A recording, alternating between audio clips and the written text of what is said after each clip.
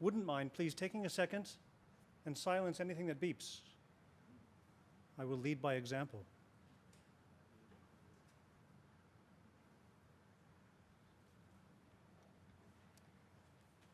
I'm embarrassed to say I'm reading from a piece of paper. I'll do my best. So thank you all for coming out tonight and showing your support for NYC Mesh. Tonight we are addressing the state of the mesh. Whether you're here for the first time or you are well-versed in mesh networking, we hope you'll get something useful out of tonight. Can everybody hear me? Yeah? Good. Tonight we're going to have, first, my name is Jason Howard. I'm a volunteer with NYC Mesh. Tonight we are going to have specs and procedures and lots of details on where we are going, and what we need to do to get there. But first, let's start with the status quo. We all know the big ISPs. They often overcharge and underserve, and it's only something that's more than likely going to get worse. People are unhappy with the status quo, and they're looking for an answer. I know that's why I've sought out NYC Mesh. Maybe we have that answer. Let me share some numbers with you. As of last night on our join form, we'd recorded well over 1,000 join requests. A lot of people are unhappy with the status quo. About 176 of those requests are from users outside of New York City. Even from a distance, people are looking for a better answer, and they want to join the mesh. They want to support the mesh wherever they are. Nicholas in Switzerland, Eduardo in Brazil, Mike and Nick in Morris County, New Jersey. We've had 7 install requests from California. I don't think we reached that far yet. In San Diego, we've connected Regina, David, and Michael to start their own mesh. Sebas, or Sabas, in Sacramento. In LA, we've connected Eva, Sean, Anna, John, Dane, Lynn, and Vladimir to start the LA mesh. Vic is interested. He goes by Vegas Rock. I guess he does rock in Vegas. Robert in Parker, Colorado, a web developer named Anastasia in Texas. Troy, a pastor in far west Texas. Quentin in Richmond, Virginia. Mark in small town Massachusetts, as he describes it. Jessica in Garrett County, rural Appalachia, complained that they had no connection. They needed to find some connection. Carlos in Phoenix, Harris in Virginia, Alec in Fort Lauderdale, Nicholas and Doug in DC. People are looking for a better answer. Here in New York City, starting in as early as 2015 through this December, over the past 3 years, we've had 743 install requests.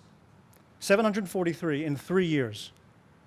And since the recent decision on net neutrality on the 14th of last month, we've had 486 additional requests in less than a month, about 25 days. As of last night, the total requests from our website on our join form were 1,229. Within New York City alone, we've had 1,050. Right now, we have one supernode. That supernode is connected to an internet exchange point, an IXP, bypassing any potentially nasty ISPs. It's connected directly to the backbone of the internet.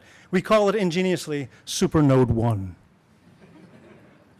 Until we get more supernodes installed, only roughly 10% of the 1,229 install requests are feasible installs.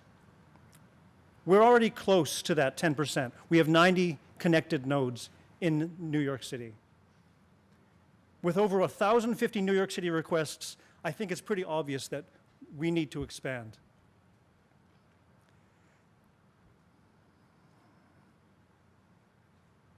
We have an answer, but we have work to do. And we have 2 very real bottlenecks. One bottleneck is we need installers. And the second bottleneck is we need money. Pretty obvious.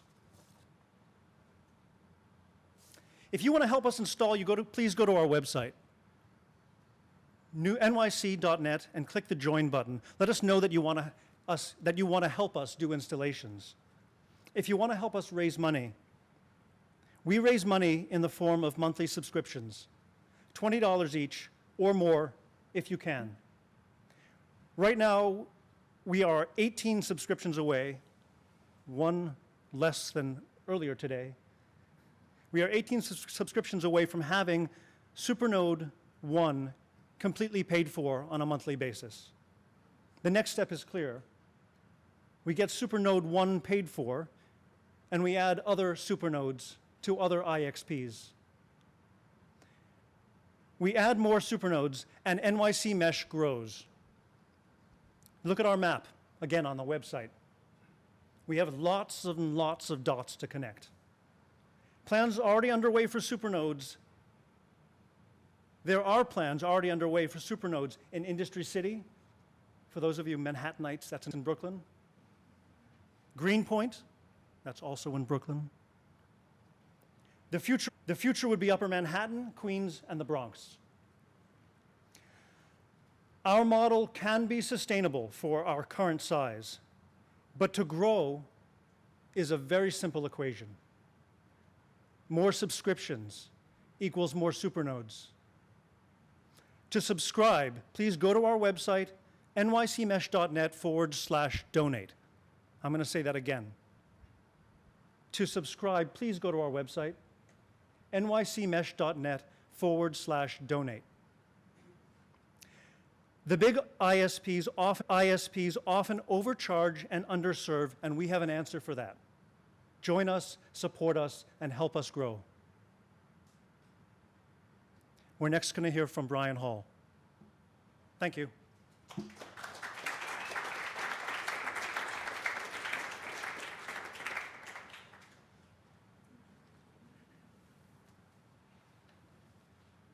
Hi, welcome everybody. This is by far our biggest meetup. So in 2017, we got a grant from the Internet Society for $30,000, and this enabled us to pay for the first supernode, and it's been paying the rent there ever since. And we've been pretty frugal. We had money left over at the end of the year, and ISOC has given us a 6-month extension to spend the rest of the money.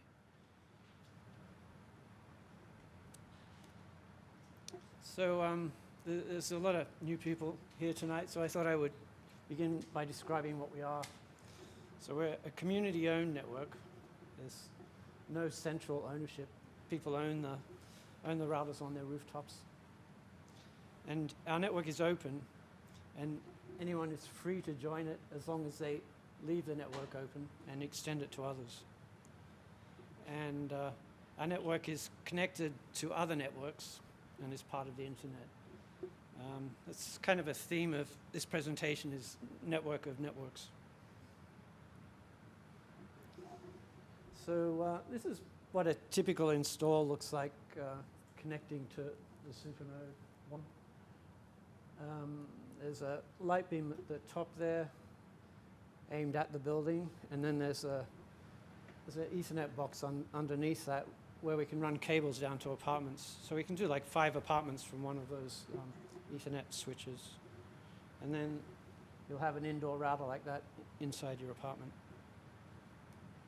We also try to put a repeater on the roof as well, so we get internet going to buildings in the neighborhood. So there's a nano station underneath the light beam there. Brian's suggestion, look at that one, then you're speaking into the mic. Every time you turn away from the screen, you start speaking. Okay, test 1, 2. Yeah. And all of those rooftops in Manhattan are aimed at these antennas here on Supernode 1, or the big one at the top there. And we're also, Jason left this out, but we do have a second Supernode in Brooklyn. And the point-to-point at the top there, Supernode 1 to Supernode 2.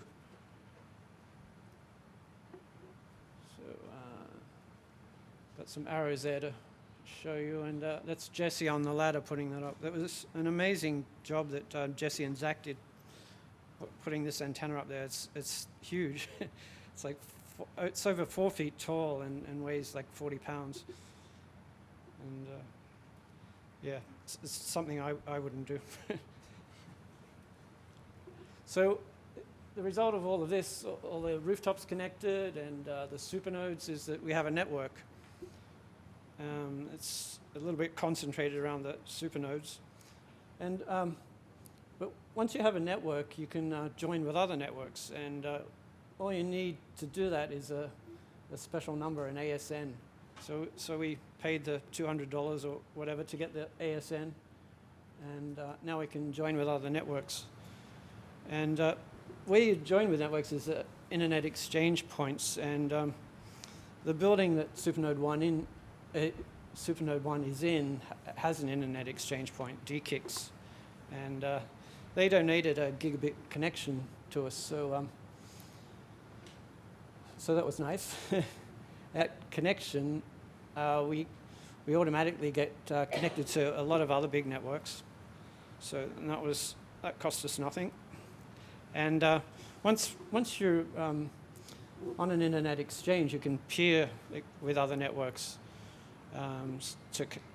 It's a way to connect over software. It's BGP. It's meshing software you can use to connect networks together. So we've peered with lots of networks, including Core Backbone, which sounds pretty serious, and Hurricane Electric, Apple, Google, and a bunch of other people. And that's just a friendly thing to do. You have a network, you want to peer with others because you can share traffic. It's good for both networks. There's 650,000 routes on the internet, and so we can't peer with everybody. And for that we use we've got donated default route from Packet.net and recently WebAir. So that gives us routes to the rest of the internet. So our bandwidth cost so far is 0, and but it costs us to be inside the building. The building's owned by basically a real estate company, and they charge rent for space in the building. So that's our total recurring monthly cost is just for rent. And you might be wondering, why all these networks joining together and going to all this trouble, and what is the result of all of this? So a network of networks is called the internet. So basically, we're on the internet now by doing this, by joining all the networks together. And you also might be wondering, what about Time Warner Cable and Spectrum and all these things?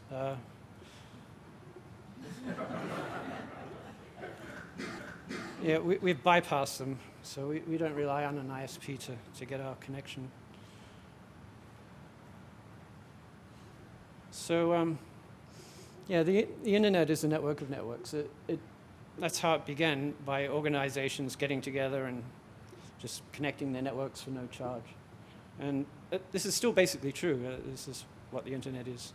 And lots of people will try and get between you and the internet and charge you and collect all your data and slow your connection down. When you get those tiered connections, there's no reason you could all be getting the fast connection there. Anyway, we're getting back to the original idea of the internet by bypassing these ISPs. So one thing we've been trying to do for a long time is work with the city. There's the NYC buildings. We'd love to get access into those buildings and get the rooftops as well. And we haven't really got that far, but what we're doing now is filling in, doing it the normal way, is filling in requests for proposals and RFIs. And so we did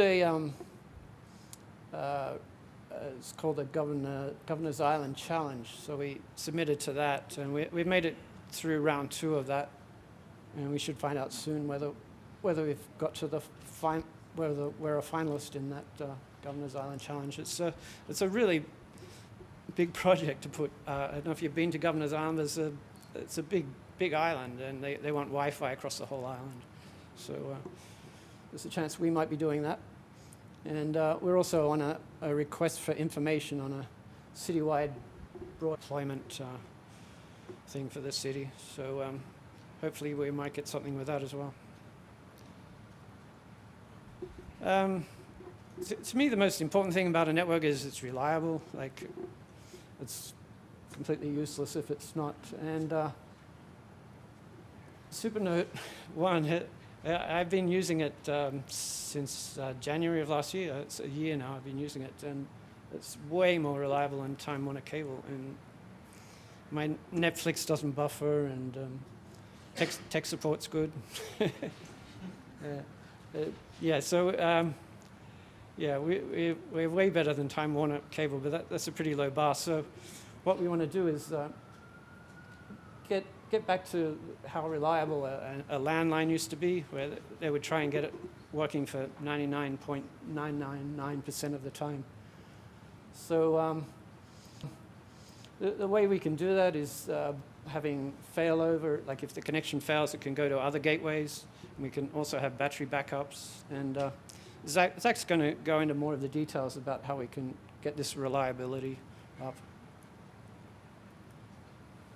So this is me signing off Time Warner. I did that in April. I kept it for a few months, but then I realized that there wasn't any point. So yeah, we concentrated around these two supernodes, and we really want to spread across the city. So we've just got to duplicate what we've done in these two supernodes. We've got a new hub in the Bronx we're working on. It's Richard here. And a planned hub or supernode in Greenpoint, and another one in Industry City. So that's for the immediate future. We want to try and do these pretty quickly.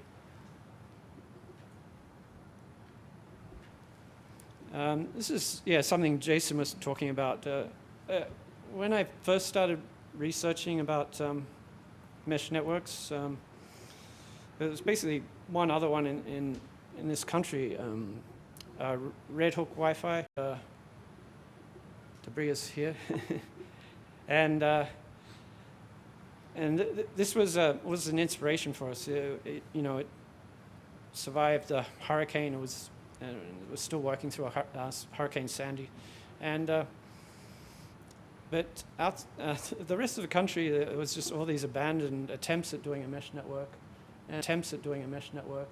and I started looking overseas and found a network in Spain, Guifi, which is huge, over 30,000 nodes, and but a lot of the documentation is in Catalan. It's not even in Spanish, and there was very little evidence of mesh networks in the English-speaking world. So I really wanted to document what we were doing so for English-speaking people to be able to duplicate what we're doing, and it's starting to have quite an impact. Our documentation. It's a network in Honolulu, New Hampshire, both inspired by our documentation.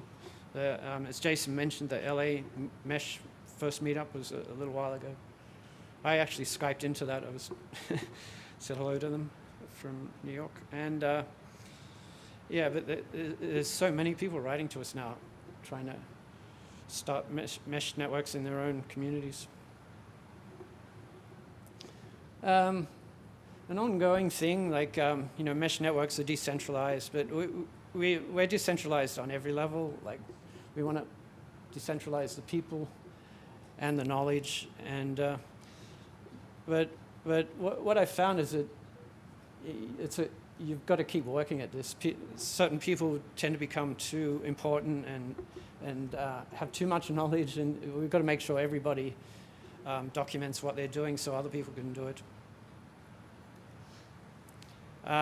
Another important thing with decentralizing is we have this Network Commons license, which you might know about open source software, and that all resulted from the open source license, and which allows you to use the software as long as you never turn it into closed source software again.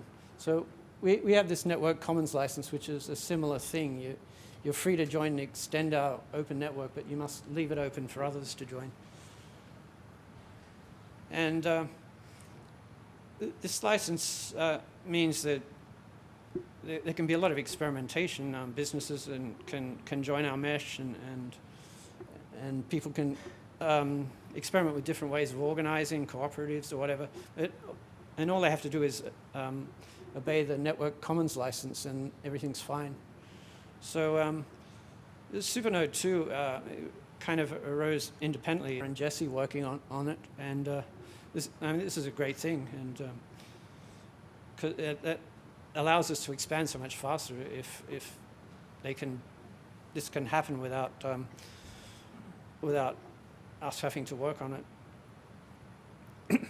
So the Network Commons license keeps everybody honest. It's on our website too. So Jason covered a bit of this as well. That number's down to 18 now, so we only need 18 more subscriptions. And one of the reasons that we can do so much with $30,000 is that none of that money goes for employees. Everyone's volunteers, so there's a huge amount of hours that are being put in from volunteers. And if you do donate, the money is going directly towards paying for installs in Supernodes. I keep a graph of how many people join, fill in our join form. This is for the last 3 years. And you can see it started to pick up at the end in November. And in 2015, we got a lot of publicity, so you got these peaks. But everything kind of changed in December, and this is what the graph looks like now.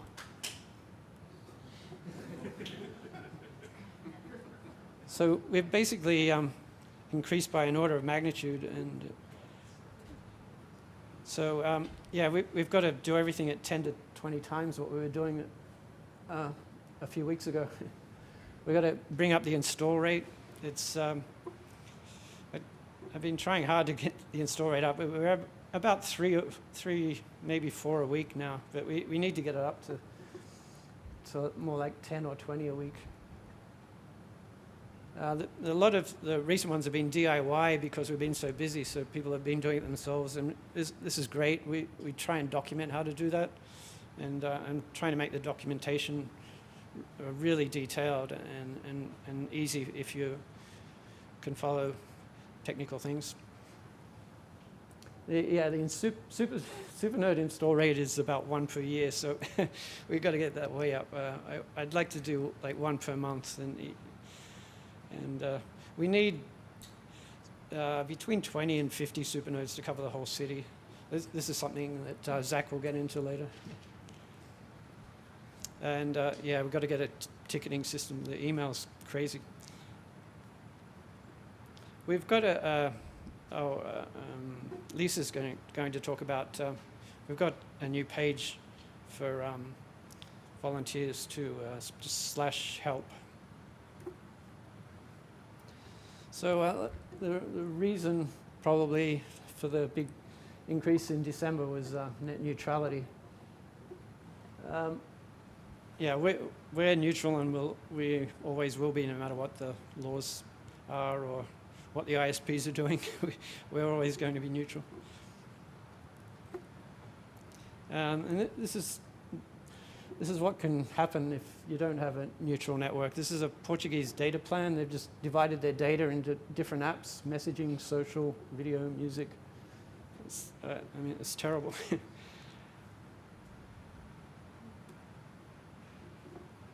So we sort of arose from the New York City tech community.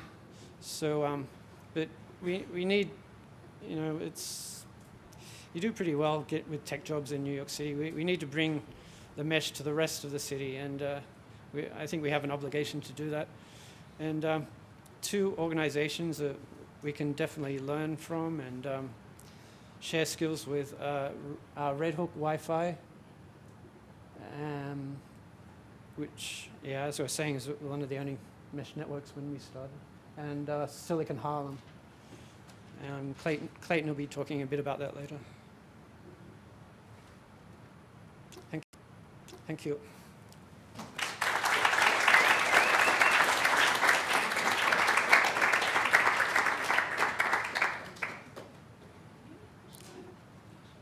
And this is Lisa will talk to you now. Yeah, how do I refresh this? Because I updated it. It should have updated by itself. We're just going to check if we're on the internet here.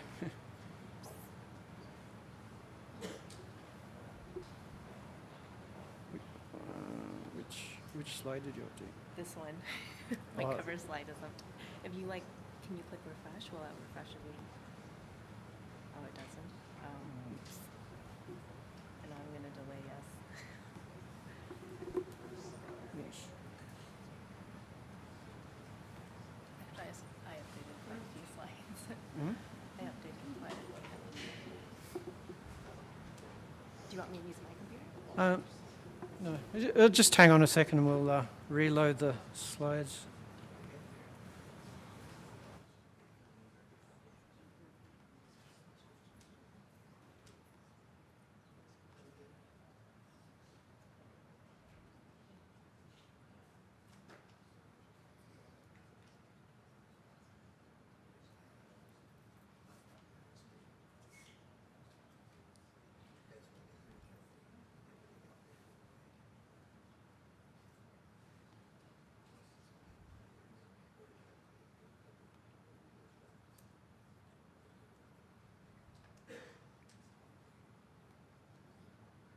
It's not doing it, is it?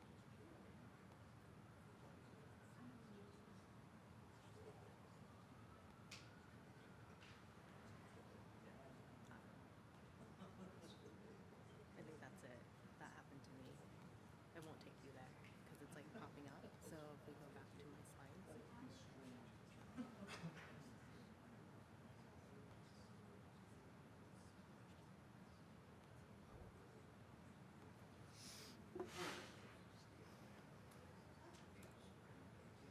Perfect. That's good. That's it.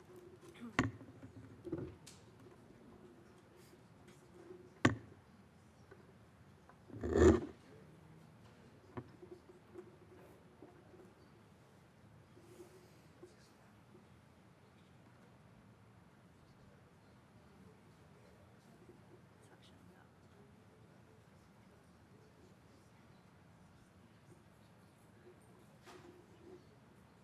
Julie?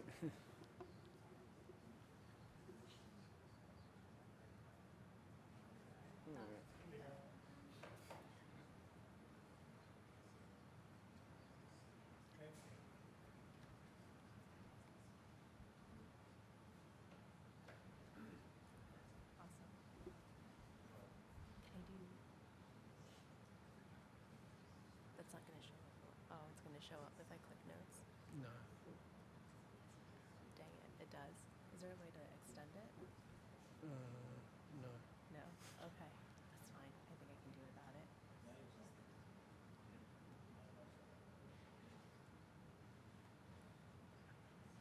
Okay.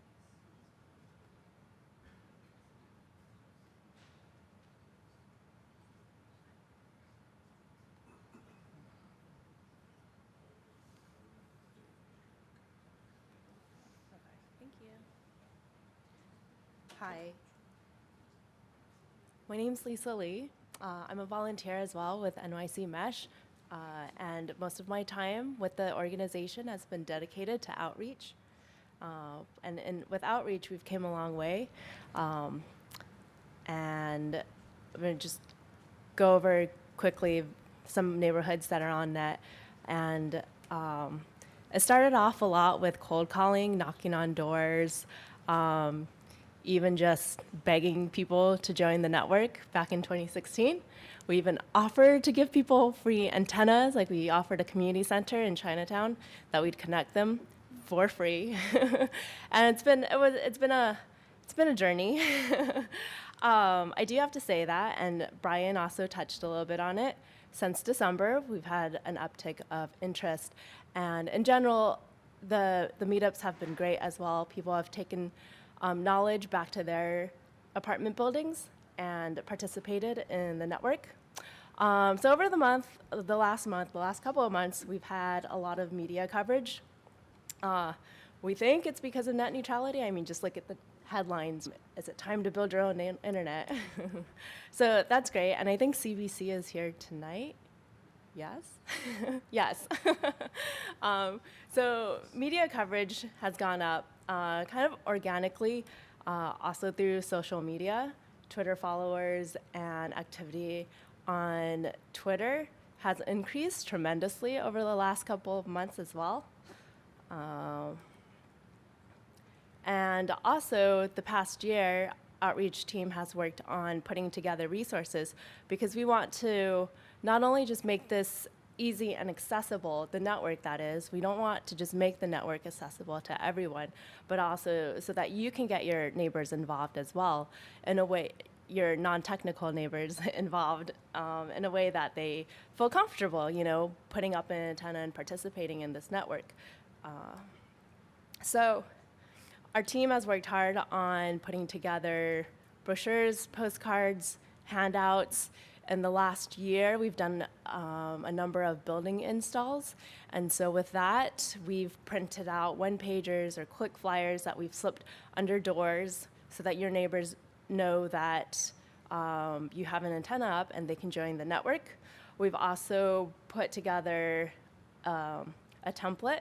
If you decide that you want to approach your landlord or your building management company, some people do, some people don't. I'm not trying to tell you which is the best way, but if that's the path that you want to go, there's a template online as well where you can pull it, you can download it, populate it with what's relevant, but it pretty much answers the who, what, where, how, and the benefit to the building and to the building management. It pretty much sells it for you. So that's available as well. And it's all available on nycmesh.net/leaflet. And then I also just want to share very briefly how one volunteer kind of took this information and went back to his community, just so you have an idea on how you can be a part of the network. So pretend, and this is a true story, one of our volunteers lives on West Broadway in the Chinatown area, and he's a resident of, I think, like 10 different apartments in one building. It's a walk-up, and he identified that he has direct line of sight to the downtown supernode, also known as the Verizon Building, 375 Pearl Street. So he purchased the equipment, followed the instructions very closely, because you need to. When it says wait 10 seconds, wait 10 seconds. And that was something that he learned while doing the install. So we're kind of putting together this case study as well so that you can just pull it off online, read it, and that was what he learned, and he shared it with us. So anyway, so he comes online, and then he invited his neighbors to participate. And some of his neighbors don't speak English, so that was interesting for him. But other neighbors who have been there for some time was also very keen to join. So that required them to purchase their own equipment, and he helped them get online. But I do have to be honest, and he was honest with us, that his concern before he shared it with his neighbors was that he didn't want to be the go-to person. He didn't want to be the person that you knocked on the door of the network where to go down, and he wasn't available because he went out of town. It hasn't happened yet, So, but that was something that came up as he was doing this, and he was just learning about it. But that's something to consider too if you're bringing it back to your network. However, I think we're coming up with solutions to overcome this, like a troubleshooting solution, I think. Maybe somebody else can address that. I just want to be transparent. So let's grow the network together, right? It's important to add people to the mesh, because as Brian had explained, what is the internet? It's a network of networks. But it's also important to grow our support base, and Brian also touched on it, that we have a page set up, nycmesh.net/help. We need help with grant writing, an install team, a dedicated install team, and excited people who want to go on top of roofs, and neighborhood organizers, an outreach team to help put together outreach materials, and also if you want to go back to the days of cold calling, you're welcome to help with that too. But aside from getting more volunteers to participate and helping us spread the word, our outreach priorities this year will be to host a knowledge share with Clayton, Silicon Harlem, and DeBria with Red Hook Wi-Fi. We think that there's a lot to learn from the existing Wi-Fi projects in New York, and that's coming up. We have it tentatively planned for either February or March, so look out on our meetup page. And then we're also creating more self-help materials so that you can run your install team, because as the team had pointed out, large, we have a ton of people who are requesting it, but this is also very do-it-yourself, and we're trying to put it in ways that you can just look at and follow the steps. And then we'll also be tabling at B-Sides NYC. It's a conference, it's an information security conference in New York City in January, next weekend actually, and a few more shows in our calendar, if you want to call it that, in the summer. But if anything comes up, we generally get kind of like invites that come to us, but if you have ideas, we'd love to hear your ideas as well, and we would love to show up at events. And then on our wish list, we would, if you speak Chinese, and can translate some of our brochures into Mandarin and Cantonese for free, it's on our wish list. The Supernode has great what of sight to the Chinatown community, and it's been a challenge for us to kind of build that trust with the community and also explain what we're working on with that community. So translated training materials would be very helpful, but also creating an animation if anybody has any of those skills to help us with putting together some sort of video. That's on our reach list. We've been looking for somebody since 2016. Next I want to bring up DeBria with Red Hook Initiative to talk a little bit about their project.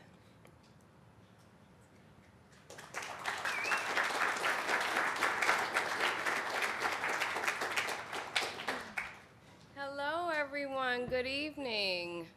How are you? You guys are good? Welcome to Brooklyn for those of you who are not from here. I am from Red Hook Wi-Fi, and that's a project of the Red Hook Initiative down in Red Hook. And we have another community-owned mesh network that we're really excited about and everything that I'm going to just let you know about tonight. So, in 2012, my organization, which is a youth development organization, not an ISP, not a tech organization, had this idea. They wanted to build a network, right? And they wanted to do that because in Red Hook, although it's this pretty popular place and, a lot of rich people live there now, supposedly, there is in the middle of Red Hook, the public housing complex. And here we have about 10,000 residents, and there was a study done within the projects that found, or in the housing, the public housing, which found that a lot of people didn't have access to the internet because it costs a lot, right? So if I have to choose between $50 a month for internet or food or childcare or any of those things that are necessities, I'm probably going to pay for those necessities.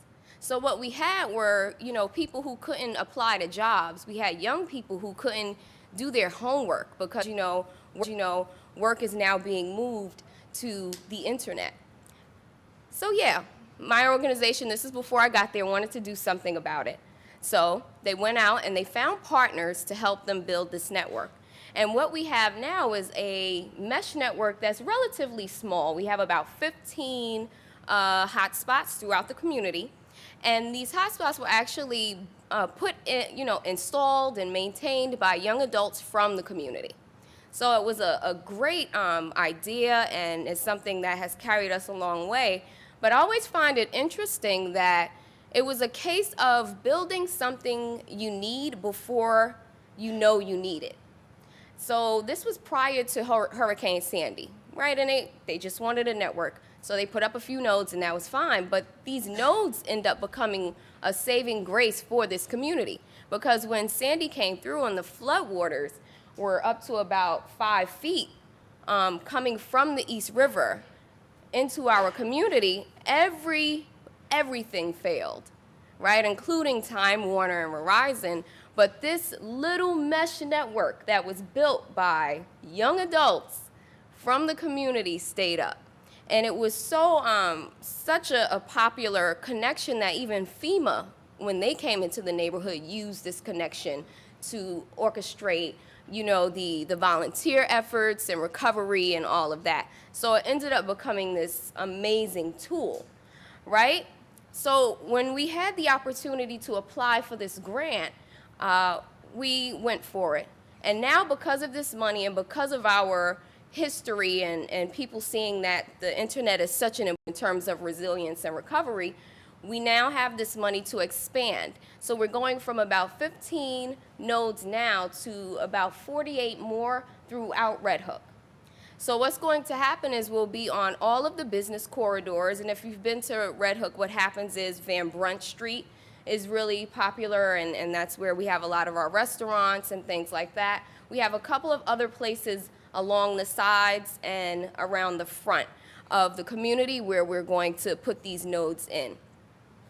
So I'm excited about that, but one of the things I'm not excited about is that those people I told you about that live in the middle of the community are the ones who will not have access to this, because the nodes will be basically around them as opposed to in, like Brian was saying, the NYCHA complex. And that's something we're hoping will change over time, that the city will see the importance of allowing us to put nodes on these buildings, because first of all, they're like awesome real estate when it comes to mesh networking, right? So we really want to get in there. But in addition to it being great locations, then we'd be able to offer the internet to the people who live there. So one of the things I learned during Sandy, right, because I was there on the ground, and I remember looking out the window the night that the water came in. And it was, this is my street. Usually when you look out the window, you just see cars and people. That night when I looked out the window, water was coming down the street like it was a river. And it started to take cars and carry them down the road. And people were like running and trying to get their cars, and they just abandoned them because they start to float away. And it was the scariest thing I had ever seen. And then the next day, and for 12 days after that, I didn't have power or heat or any of those things that we look to really keep us comfortable. And it dawned on me in that moment that it's very, very important to be self-sufficient, right? So I remember me and my colleagues and just people in the neighborhood being very upset. We were so mad. Where's the government? And where's my landlord? And where's this person and that person? And you're supposed to be helping us. And I even apply this to the mesh network now. That's all good, and maybe in some ways we should be able to look to them for help, but we need to move into a space where it's okay to be self-sufficient, and we don't have to look to anyone to help us. Because that's what we did in Red Hook. At first we were all angry and we wanted people to help us, but we rallied together and we were our own recovery. We are the resilience, right? And then when I look at the mesh network and see the fact that this little network, out of all of the networks that were built, multi-million-dollar networks, our network stayed up.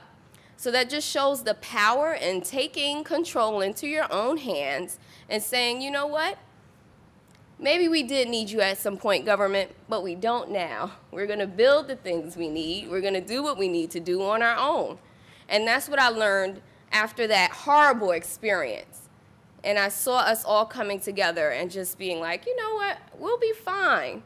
We can do the same thing with this internet, with this mesh network. One of the things that we've done to make that we're doing during the expansion to make our network more resilient is building these solar panel backup systems, which we put on the roofs, and we connect them to our internet hotspots so that just in case we have an outage, just like we did during Sandy, the sun is going to power our networks. Another way we're making it resilient is by hiring young adults right in the community, because they were the ones who built our network, so why not let them be the ones who are going to maintain the network as well. So we're just real what's going on, and the whole net neutrality shakeup is very upsetting, but I feel like everything we're experiencing right now in terms of the political climate is pushing us to be more self-sufficient. So it hurts sometimes for some of us, and it's scary and upsetting, but we are okay because we can work together to build things like NYC Mesh and Red Hook Wi-Fi. Thank you.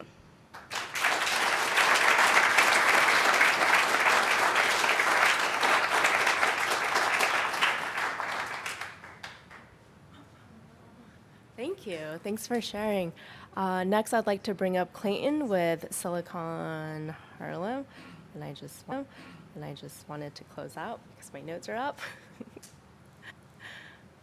Okay. Well, if you didn't hear her, my name is Clayton Banks. I noticed the Mesh folks have that nice, soft, whispery voice. I'm from Harlem, so that's a little different up there. So Debria just gave you what I think is a great description of what both of us do. So I will try not to repeat too much of what she said. I do want to thank the team here that has invited myself to share some of the things we're doing uptown. And I think I just want to sort of look at it from maybe a holistic perspective. So thanks, Brian. And I always thank Jolie whenever I come to these events because he's streaming like a madman. So for those who are looking at it on the internet, welcome. For us, and it's really interesting because when I think about uptown, one of the things that, as Debria did sort of mention, is one of the things we found out through research, and it's not really that much of a secret, but 40% of our households have no broadband. 40%. Let me see if this is working. 40% of our households don't have broadband in the home. It's not because it's not accessible, but because they can't afford it. They try. They might. I talked to the Spectrum brass. Literally, they flew me out to Denver. I've been up to Connecticut. We've been talking a lot. And by, yeah, our average bill, Clayton, is $150. I'll tell you right off the bat, that's our average bill. And I said, well, there are people that live in affordable housing. There are people that live in, low-income housing and public housing. And they said to me, and I'm not trying to be disrespectful, but they said, what's affordable housing? So it lets you know why that can continue. That same 40% can continue because, and by the way, I built my career in telecommunications and worked in the cable industry. And so I'm very familiar with all the way back to the days when we used to call it redlining, and then it became a digital divide, and who knows what it's going to be called in the future. But we do know that it's a for-profit business, and as such, they're going to do whatever they can to make sure that their stockholders are happy, sure that you're getting CapEx and OpEx covered. And from our perspective, Silicon Harlem, when you think about that, you know, our philosophy is everyone deserves a connection. And oh, by the way, what we don't talk about enough in these meetups is that everything will be connected. So when you look at everyone being connected and everything being connected, I'm not sure if the current structure of telecommunications is going to accommodate that in the appropriate way. So the design that's been talked about tonight, where we're looking at a shared responsibility with the internet, much like it was born to do, is, I think, not only going to happen, but must happen, especially in areas like Upper Manhattan, where so many of our children, and I work 1 block from a Starbucks, and I make it my business to walk by Starbucks around 3:30, 4 o'clock. 1, because I need a pickup, so I got to go get some coffee. But 2, I want to see those kids. And those kids in our neighborhood are sitting around trying to get their homework done on a cell phone. I think there's something wrong with us when we're letting that happen. So when we have these type of solutions where we can actually get internet, 80% of homework requires an internet connection. If you can't do it in your home, you're going to fall behind. We see the numbers. 1 in 3 young black men go to jail. It's not because they're not smart. It's not because they're born criminals. It's because we're not giving them the access and exposure that they appropriately need, like any other child in this country. And I think that, you know, it's this type of solution when we're talking about mesh. Another piece that we have to consider, that when we look at those homes, when I look at those homes uptown, many of them don't even have a computer, a device, even if they're not online, even if they're not subscribing to one of these incumbents. So we not only have to create the ability to get access to people, but we have to find a way to make sure they can have a device in the home that's beyond a cell phone. So we are, Silicon Harlem, proud to be a part of the same movement that Debria talked about, which is a New America Foundation movement, where Hurricane Sandy certainly led the way in terms of opening eyes when communications was knocked out, same with 9/11. And we have to now build what we call resiliency, resilient networks. So we're looking at a mesh network, but the mesh network has to be resilient. We can't worry about a neighbor whose router goes down and the whole network goes down. That can't happen. So we not only have to build these things physically, but we have to make sure that we're building them with a level of intelligence so that they don't go down in the event of an emergency or any other reason. So Silicon Harlem is building a network, and we're starting in one of the roughest areas in terms of the community being believing that you're going to do something good for them, which is East Harlem. And so East Harlem sits in a floodplain, essentially. If East River rises, that whole area can be flooded out. So we decided, why don't we not only build this resilient network, but we're going to also build in layers of smart tech as a part of our network, which we think works citywide, perhaps state, and maybe the country, where you're able to, as you've been reading about these fires that are popping up in these MDUs, multiple dwelling units, and these lead paint inside of a lot of these NYCHA buildings, and water leaks all over the place. Many of you probably experienced that in your own buildings. Well, we can resolve a lot of these issues and raise the quality of life. I just read a study today by Ericsson that was talking about speed, right? So mesh to get it to everybody, intelligence to make sure it's working right for everybody and also resilient. But also you're looking at speed. We've got to figure out what Ericsson was figuring out was the faster the speed, the more money people made. You got to read the report. It's a really wild report, but they were making an argument that the faster the speed, and they did a whole map of the country where speeds were throttled down and speeds were higher because some people could afford it, their income rose. So all of this is what I think about as a holistic way.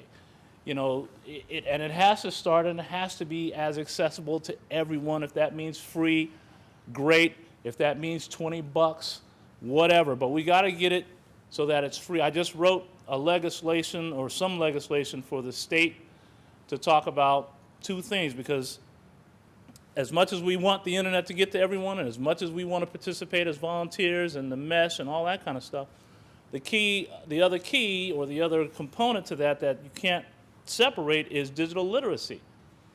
You know, and all of us need it, by the way, but especially those who are offline. So we have to now find ways to provide digital literacy to everyone. Because if they don't know what they can do with the internet, they may not get on it even if it is affordable. So we have to do both. So Silicon Harlem is focused, like I said, on a holistic way to approaching this, and there's a lot to say about it, but I know we're all going to keep it moving. I just want to say thank you to these folks. Keep an eye on us. We are deploying this network. We're using smart tech. We want mesh in our neighborhood. We're not, we don't particularly love the incumbents, but we're not necessarily anti-incumbent because they have a lot of infrastructure in our community that we have to deal with. But they know how we are trying to approach the market. The network we're building in East Harlem has nothing to do with them. It's going to be our own independent network, and we hope that we can grow it across the entire footprint. You know, Upper Manhattan, if you didn't know, is 700,000 folks. It's the size of Atlanta. So we've got like a city that we're working with, just similar with downtown. So we would love to have more of you come uptown and visit with us. And one of the hardest pieces that happens with any of these networks is getting buildings, right? It's getting on the buildings. That's a vital piece to any sort of network, whether it's mesh or not. And so the work we've been doing in East Harlem, we've got an entire corridor and several buildings because we gained the trust of the community. And I'll end with this, that there's two things that we really, really have to consider as we move forward with this new era of technology. You're now hearing even Congress talk about infrastructure, and when they talk about infrastructure, they're talking a lot about broadband. We believe that the next generation of technology, especially in broadband and connectivity, must have equity built into it. Our designs and our engineering over the years have always had biases. We've got to get that out of the design for the future so that everyone can benefit. There's too much stress when some people are left behind, no matter who that is, if you're low income or if you're from a certain area or neighborhood or you're just not in the path of success. We've got to get rid of that crap and build networks that are designed for equity. So that's a key thing, I believe, that mesh has the capability of doing, because everyone is treated equally and are tasked to share what they know and all that kind of great values that are being promoted here. So we believe in that. We believe in that, and we believe that what the incumbents have missed the most, which I think is very important for us, is to make sure that the community's voice is involved in whatever we do. If you're going to be a mesh person that is managing a node or doing something, make sure your community is all in, That's what we've been focused on quite a bit. So we are what we call citizen-centric, but we have extreme great technical skills, so we try to combine that to make it a great solution for everybody. Thank you very much. I see, Joel, you're holding your hand up. Question. Does your network have a name? It does. So the program is called RISE, R-I-S-E, which has the word resilient in it. And, but our brand, the ultimate brand, which we haven't launched, that's why I'm hesitant to say it, but our consumer-facing brand that goes beyond just the resilient network everywhere we're going to be, connecting people, is called Better B, which stands for Better Broadband. So I'm glad I got someone in here that likes it. So that's it for me, Brian. Is there anything else that I need to cover outside of the fact that I was hoping there was some beer here? But thank you very much.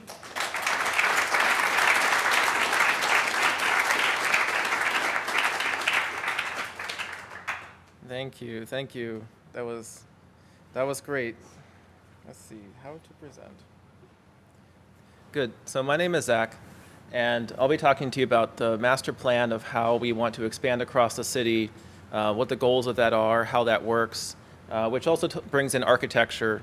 And so, we just heard from two people that are from very similar community that we really like them, and it's always great to hear from people who actually use the network and want to use the network and have similar things. We keep saying that this is for underserved communities and people who don't have connections or have bad connections, but we have good connections, so it's hard to really feel that. So it's nice to hear from people who actually want to use it, and it's always good to hear from happy users when it works. But the key that's been said multiple times tonight is that we need to expand across the city because we have so many more requests now, and we have other areas that we need to get into besides just Lower Manhattan. And so this right here helps us inform and decide and think about how we can do that. And it's not just our plan, but this is just the starting of it at this point. So the master plan is to expand across the city. That's it. It's very simple.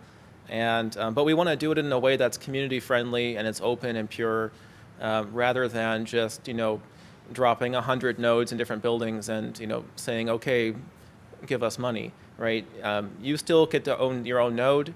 You can expand yourself. You can run a super node.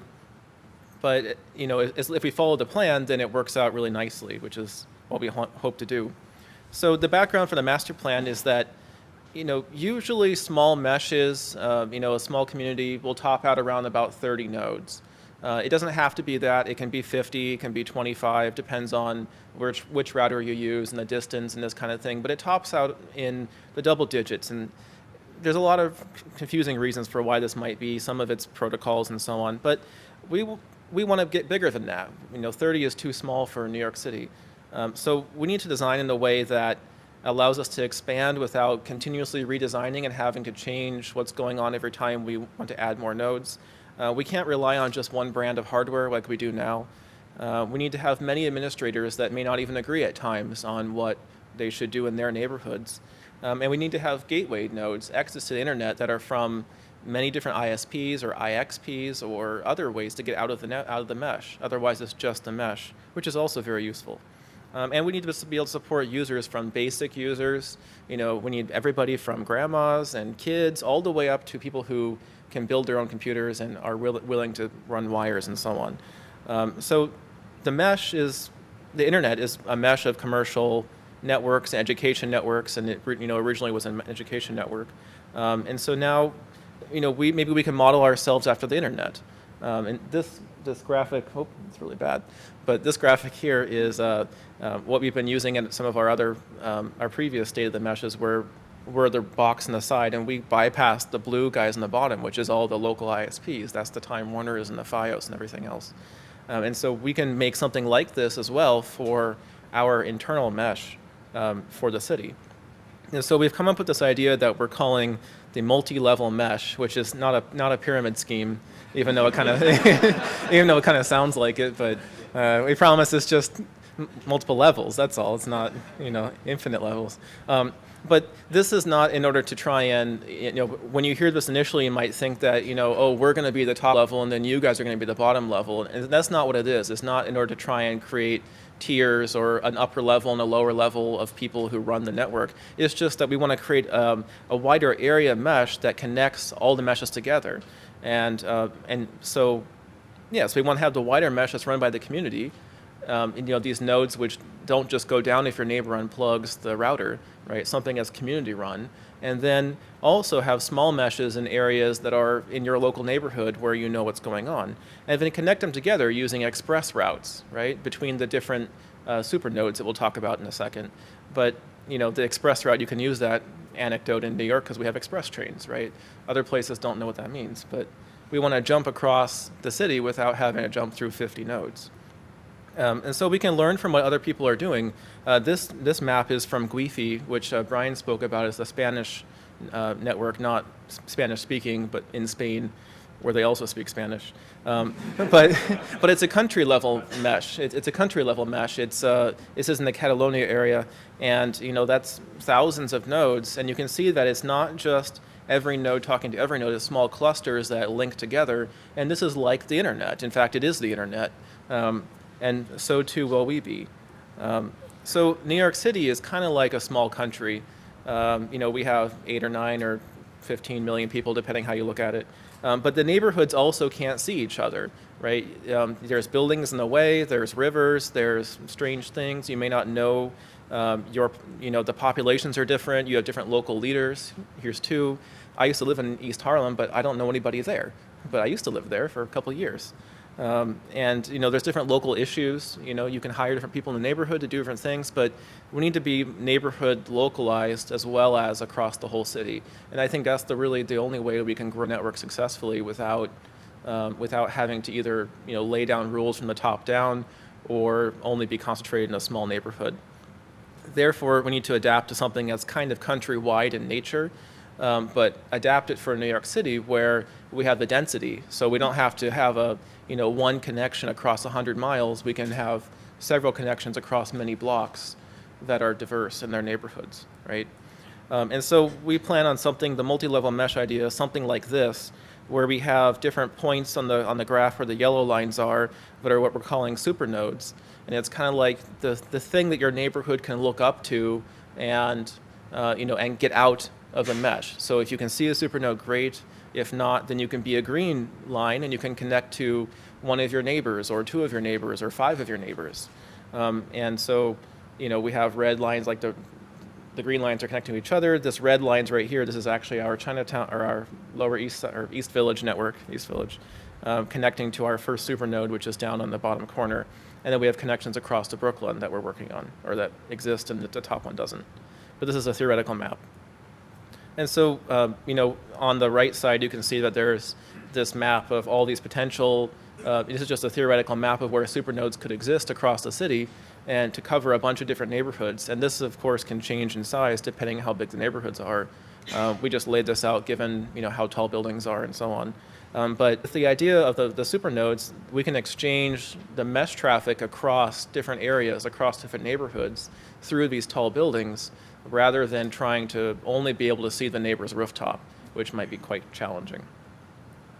And so the supernodes, the concept is simple. They're nodes that connect the neighborhoods to each other. Supernodes connect to other supernodes, and they provide an open, neutral internet connection, which is free, open to the community, hopefully through our public network.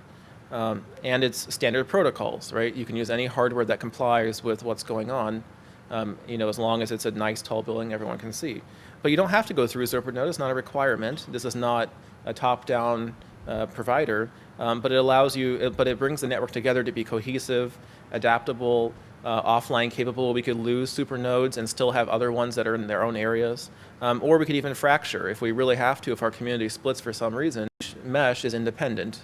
Right now, for example, in the Brooklyn area, we have internet connection, and in Manhattan, we have internet connection. They cross internets. If one side goes down, the other one you can pull internet from the other side. But if the connection between Brooklyn and Manhattan goes down, each side functions independently, right? And so in this way, we're a network of networks. Everything is working very nicely where, we can even interconnect with other networks that are in the area, and it can still be NYC Mesh, even though, I personally didn't build the routers. That's fine. It doesn't have to be me. The networks that we have the internal mesh network, which is our combination of supernodes and local meshes in your neighborhood. It's all private addresses. This is where the members connect. This is where you guys connect. This is where I connect. It's offline capable. It's free and open. This is the mesh. That's it. Yes, Jelly. We all know that IPv4 addresses are running out. How do you deal with numbering and addressing? So the internal mesh network is all private numbers. It's all private v4 and private v6. And some people will say, well, actually a lot of people, and I think this way too, although it's not feasible, that we should just give public addresses to everybody because that's the most internet. That's the most proper way to do it. But as Jolly said, there's really no IPv4 available anymore. So we will provide IPv6 everywhere, and we're going to just do private addresses, and the gateways, the supernodes or other nodes, have to convert it to public addresses for the internet. So it's like your home connection, but really big, really, really big. And then we have our public network, which is our community-run internet connection. It's not the only way to get out of the mesh. It's just our most popular and our fastest way to get out. It's all public addresses, and this allows us to do interconnections like connecting to internet exchanges, Google, Cloudflare, YouTube, whatever it is that you connect to. This is how the rest of the world sees the mesh network. It makes us look like a real organization, and that's how we are able to consume things like internet from an ISP, or an IXP rather. And it allows us to consume donated connections. So anyway, we're maintaining this way because it's the most flexible, and it allows the mesh to do whatever it does in the future, as well as now. So why not just connect the public network everywhere? This is kind of what Jolly was also asking. The backbone connections, only really serious backbone connections like the IXP connections and from top tier providers allow you to bring your own IP addresses to the network. And so, we can't really take our public network, which connects to all these other organizations, and just plug it into a Verizon Fios connection. It doesn't work that way.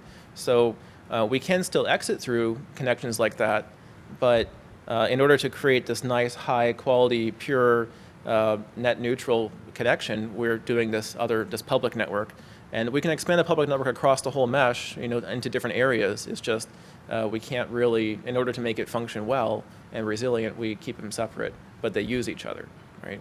So this is also open, pure community network. And so we classify internet into 5 categories. The class 1, and this class isn't like one, you only get some certain type of internet. It's the way we classify them so we don't end up accidentally using a bad connection. So the number 1 is our public network, which is the most open, net neutral we have. And then we have donated connections that are not part of that network, and then following on to lower things like Fios and Time Warner, and eventually connections that we have no control of, and they may be sniffing your traffic, right? So we prefer supernodes first, and the lower quality connections, something we're working on, can be used to jump to the higher quality connection through a VPN or a private thing to make it look like you were part of the mesh, even though you're on a distant link. So some things like this. Are we taking questions now or at the end? Anyone know? I think at the end. Yeah, Jolly has a. Sorry, we'll get you at the end. Sorry. Okay, great.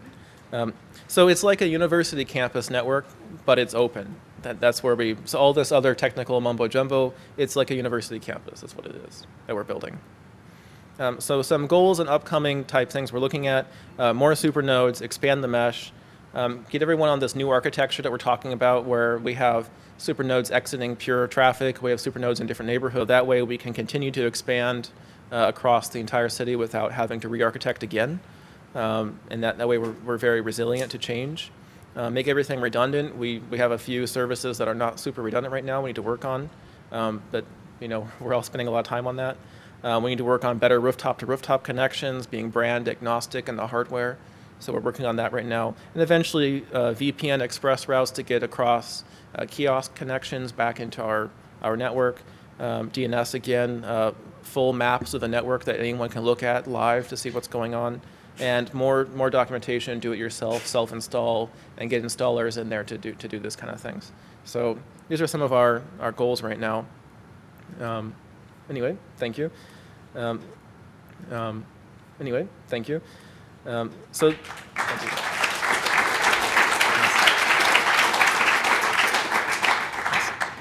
So I'll also give the Supernode 1 update. I forgot to mention in the beginning that I'm the volunteer network engineer for the last year and a half, but I'm not the only one. We have several others. We're going to hear from Jesse about Supernode 2 in a little bit. He's also a network engineer in our network, and we have a couple others. I don't think they're here tonight, but there's a handful of us that are running it, and I'm currently supporting Supernode 1, which is the downtown location. So in review, about 2 years ago, this is what the mesh looked like. It was basically centered around us with a couple nodes out in Brooklyn, and that was about it. But we needed to grow at that time. And now we have this, you guys are all familiar with our map perhaps. It's at nycmesh.net/map. We have 18, I think it's now 20 since I last edited the slides, rooftops connected to Supernode 1, which is in the left corner. We have approximately 4 second hop connections, and the Supernode 2 link. So Supernode 1 is running quite well in that way. We have usage trending since the last 9 months. In the beginning, it was pretty much the connection was idle almost all the time to the internet exchange. Now we traverse about 25 megabits per second continuously, 100 during bursty times or during busy hours like in the evening and Netflix watching and so on, and at times over 300 megabits per second. This is not what you would get if you speed test. You can get 300 from that at times, but this is continuous use from many users simultaneously in the Lower East Side area. The top one is our daily and 6-hour or 3-hour window moving average, and the lower is just an example of a busy time around 8 or 9 p.m. or 10 p.m. I guess. So it's getting busier. We would expect in this kind of thing to see a continued growth, and so far we have, which is great. Antenna revamp, we replaced the mounting gear on the antennas on our Supernode 1. We had our antenna initially placed about almost 2 years ago, and it was or about 1.5 years ago, it was kind of hanging. And so this also allows us to support the Manhattan-Brooklyn connection. And we replaced some wires that caused an outage at least once. So we're all good now. This is the time lapse of Jesse and I using this crane and this ladder to move the antenna up. I think the entire downtime was maybe a minute or two. That was about it. So pretty nice. Oop. That's Jesse. Okay. Very good. Our public network is centered also on Supernode 1 right now. Right now we have peering, as Brian mentioned, over the Internet Exchange. In January 2017, we had 6 peers, and we could see about 95 networks on the exchange, and we had 1 upstream transit. This month, we have 14 peers upstream from us, or direct peers. There's 105 networks on the exchange, and I'll give you some more numbers in a minute. We have still 1 upstream, and we have 3 offers on the table for additional transit. And I just received 2 more offers this morning. So people are willing to support us. If you work for a network provider, if you work for a backbone provider, and you're willing to provide us bandwidth, please write to us, write to peering at nycmesh.net. We're happy to take your connection. So thank you. Just pay for the fiber to get it to us. Or donate. In October, November 2016, this is kind of what the Supernode system looked like. It was basically a home router sitting in a box in a data center, and that was about it. It was a very early setup. It didn't really work. There was a lot of confusion about it. It was less than 100 megabits per second capable. It actually didn't take the connection, so it didn't work. And in a few months' time, we were able to make it functional and achieve still about 100 megabits a second, only support 1 radio on the rooftop. After this, we started throwing a lot of hardware at it, and eventually we came up with this design, which worked. It was a little complicated, is fast, but what we tried to do is we tried to combine legacy components and donated pieces along together with each other so that we could provide kind of the same exact thing we're providing on rooftops. But we also tried to do it in kind of a wispy way, like a wireless internet provider. So that was a little bit challenging, and eventually this also caused a lot of trouble, and it wasn't very flexible. Now what we have is we have a simpler design that's also still fast, and it allows us to be expandable and replicable. So we can take this same design and reproduce it several times. There's also redundant cabling. We don't have redundant routers, but we could. It's just a cost issue. And we have the public network in green on the top and the mesh network on the bottom. And you can see the connection to Supernode 2 on the left-hand side. So what this could do is the yellow network, the mesh network, can continue across many Supernode rooftops across the city, where the downstream network connects to that, the network on the rooftops of smaller houses. And then the public network can continue across other Supernodes if it's possible. And if not, then other networks can be there as well. So we can swap the public network as needed.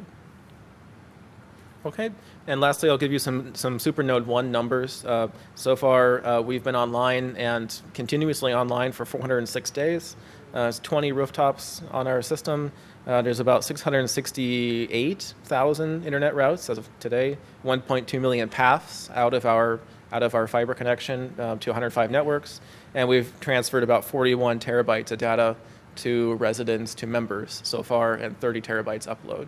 So quite a bit of transit going on there. So thank you very much.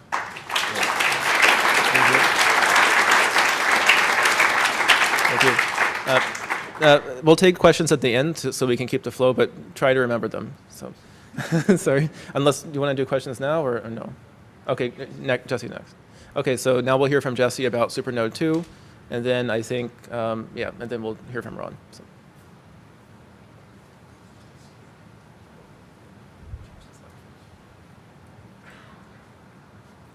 There you are, sir.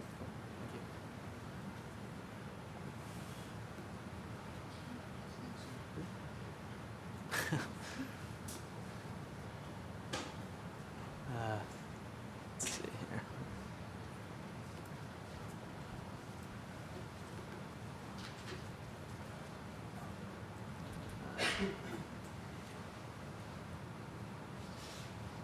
Do this.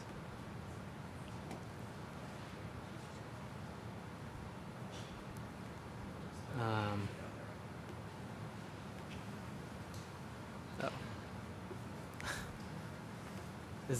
Is it possible to have the notes as well, or? Oh, okay. All right, I'll try to freestyle. Okay, so I'm Jesse. I'm just gonna talk a little bit about SuperNode 2, kind of how it came to be, what it is, and where we're trying to go with it. So. SuperNode 2 is a hub node located at English Kills between Williamsburg and Bushwick. And we aim to provide the local area with connectivity to NYC Mesh and the internet. And I kind of just wanted to tell the story of kind of how it got started, how I found out about NYC Mesh. It was, I think, April last year, and I had heard about NYC Mesh and heard about one of their meetups and decided to come check in Zach there, and heard that they had an ASN number, they had IP space, and that it really looked like the real thing. So I was pretty excited, and there was somebody else there at the meetup from my neighborhood in Bushwick, and we promptly agreed after leaving the meetup that we would split the cost of a radio and see if we could connect to SuperNode 1. That turned out not to work. We were pretty far away. We climbed up on both of our roofs and tried, didn't quite make it, and realized that we would probably need a second hop if we wanted to pull it off. So there's the excellent map that shows kind of all the node signups, and I started looking at that and found people in my area that looked like they could be probable collaborators, and started emailing them. And I got a lot of no's, or I'm too busy, or I no longer live there, that kind of thing, until this guy, Seva, responded, and he was like, oh, I've been trying to do this for a long time, like, we should talk. So we met up, started prototyping a little bit, and after a few weeks, Seva talked to his friends at this old firehouse across the Metropolitan Avenue Bascule Bridge into donating some roof space. And we built a small network between my house, the firehouse, and his house, and the Aquatorium, which was the hackerspace in the area. And so originally, we at that point at least, we didn't have any connection to SuperNode 1. So it was really kind of just a local, very local thing. We were running OSPF, but it worked. And we started to talk to Zach and Brian about how we could connect to SuperNode 1. So we were kind of kicking around that idea at the time. And I think this is probably June maybe of last year. And we made a little presentation. Neither of us could make it at the time, but I think Zach presented our slides. So that's kind of where we left off last year. And I just kind of wanted to, like tell the history or whatever. Things have changed a little bit since then. So I'll just kind of go over the bits and pieces that make up SuperNode 2 right now, what's changed since then, and kind of like how the pieces fit together and how it works. So the router, obviously, perhaps is the heart and maybe more the brain of the node. It's actually a little bit more than a router. It's a Linux-based machine. So it also is composed of multiple virtual switches called bridges that join together and terminate multiple Ethernet segments that the router or the node is connected to via its radios or the radios at the site. So when a frame comes in that contains an IP packet, the router can look at it, consult its forwarding table, figure out if the destination is on another Ethernet segment, and reframe it and forward it along its way. And the next part are the point-to-point links. And so these are Ethernet segments that are designated to tying together or building a mechanism for our sort of supernode to supernode mesh to run on. So we currently have 2 of those. One to SuperNode 1, which you heard a little bit about already, and another one to node 354, which is Seva's house. So this is an image. So this is an image from Google Maps of the connection between SuperNode 1 and SuperNode 2. It's almost 4-mile link, which is pretty far.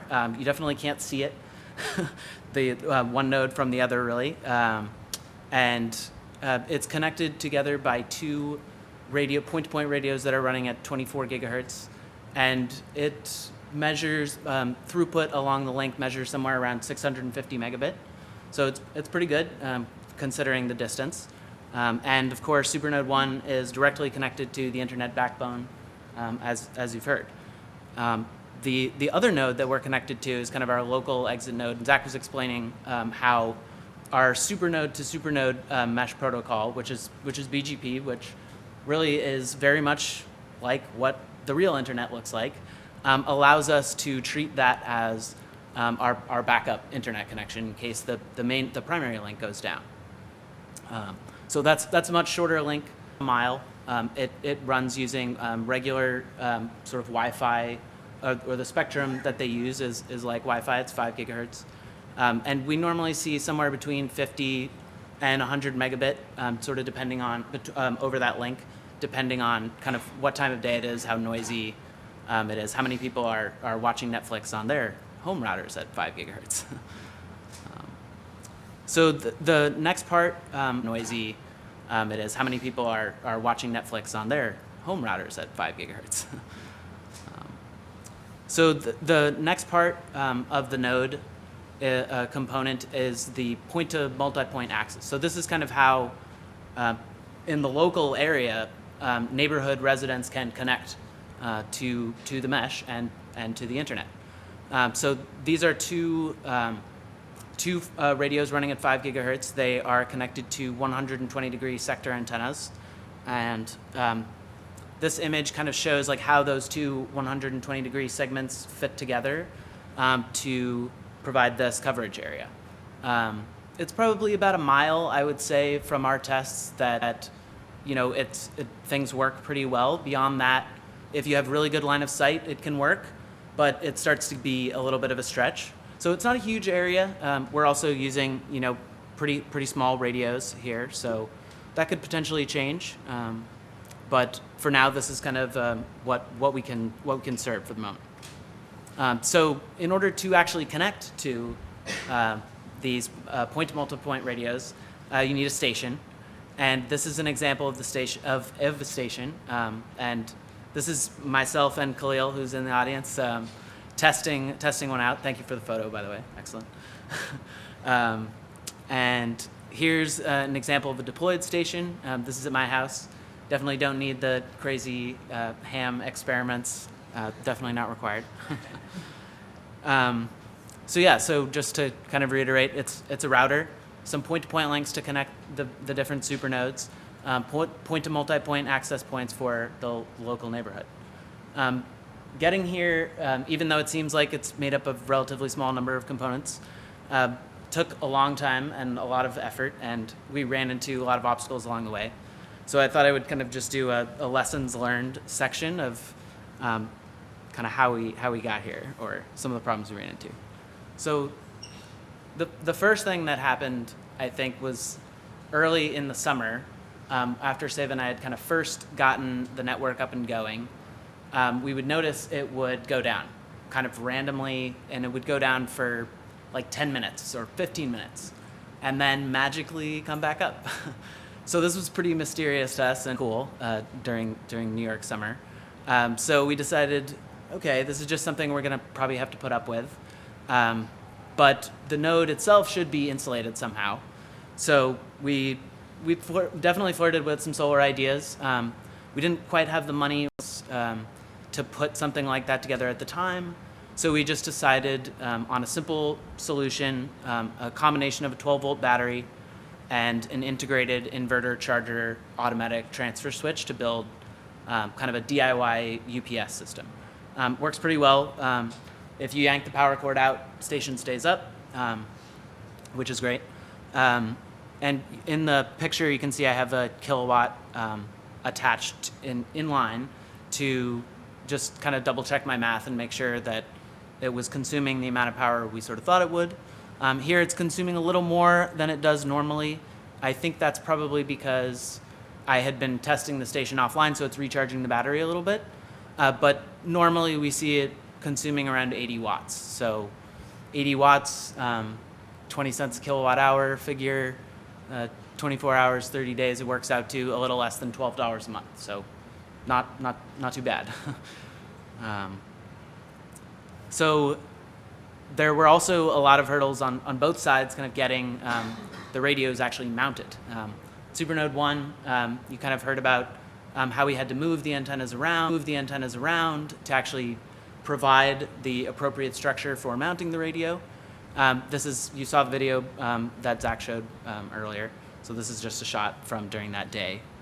And then on the Supernode 2 side, we had this mast that was donated, and it's composed of 2 telescoping pieces. And it seemed pretty good. It had a little set screw mechanism, but once we got the radio on there and the wind was kind of blowing, we could see that the thing was like really shaking around. So it was definitely not enough.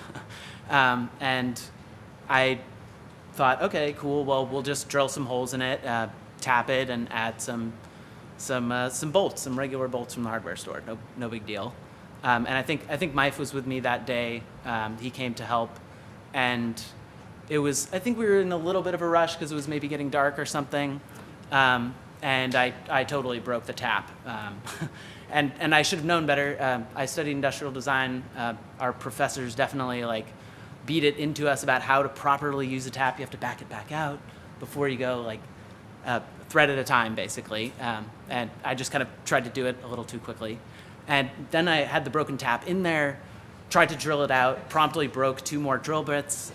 It was kind of a disaster. We had to leave it. Luckily, the broken tap extended just enough that we were able to kind of reassemble the thing before it got dark. And it was a mess, but it was okay for the moment. Came back later with punches and had to shatter the tap into multiple pieces to actually get it out. But eventually did do it the right way, took our time, and got these nice set screws in, which hold it in place very nice and firmly. So, another thing we ran into,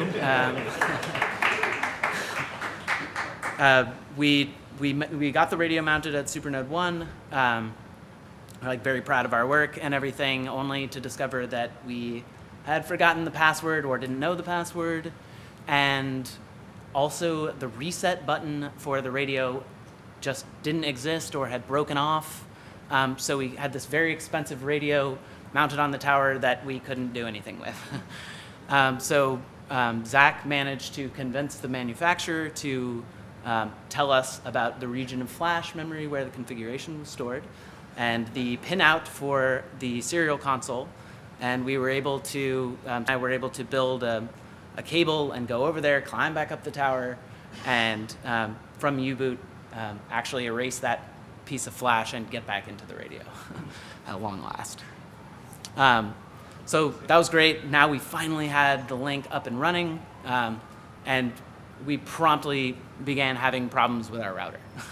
It would work itself into this bizarre state where the router would be up, it would be powered on, the lights would all be blinking, everything looked good. You could ping it, but it would not pass any traffic. You couldn't get a shell.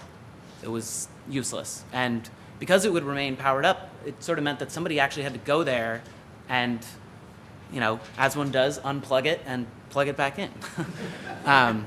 So that got it and plug it back in. So that got old really fast. And I kind of like wasn't ready to give up and move to another platform. We'd sort of spent a lot of time learning how to configure this particular router. So I just wanted to know, like, God, what's wrong with this thing? So in order to at least have enough uptime that we could get some help from some other network engineers in the community, and also, you know, at this point, I think I was starting to rely on it as my primary internet connection. So it really needed. I cobbled together this little robot with a Raspberry Pi and a relay that was capable of detecting when the router worked itself into the situation, and it could unplug it and plug it back in for me. So that was nice, but we could never find the problem, or at least we couldn't find it before even this became very frustrating. So we did eventually switch vendors to a different piece of hardware, and we had to learn the new platform, and it was tricky, but it worked, and the new piece of hardware has had us up and running since then. The next problem we ran into after that was during the blizzard. It got really cold and windy, and I think Zach and I were in the middle of like looking at something or having some discussion related to the architecture, and this really weird auto negotiation problem started occurring on the interface between the radio and the router. The point bonding the radio on one end and the router on the other, we had grounded some of the equipment, but maybe not everything, as well as we should have. And none of that actually seemed to fix the problem. And at this point, I resigned myself to build not everything as well as we should have. And none of that actually seemed to fix the problem. And at this point, I resigned myself to believing that it was, in fact, the cable. And even though it was like 8 degrees outside, went up there and like ripped out all of the cabling and managed to drag it all inside before my fingers froze. And tested the cable, and sure enough, even though these cables, the cables that we built, do have a connector between the shield and the connector ground, something had obviously broken on this one, or I hadn't made the cable well enough. I'm not sure, but as you can see in the tester, it shows that only one of them is actually connected. So we rebuilt the cable, and I think the lesson there is just you have to be really careful on a long Ethernet run that the cable shield is actually bonded to the connector. Otherwise, you can have these bizarre issues occur at the least appropriate or expected time.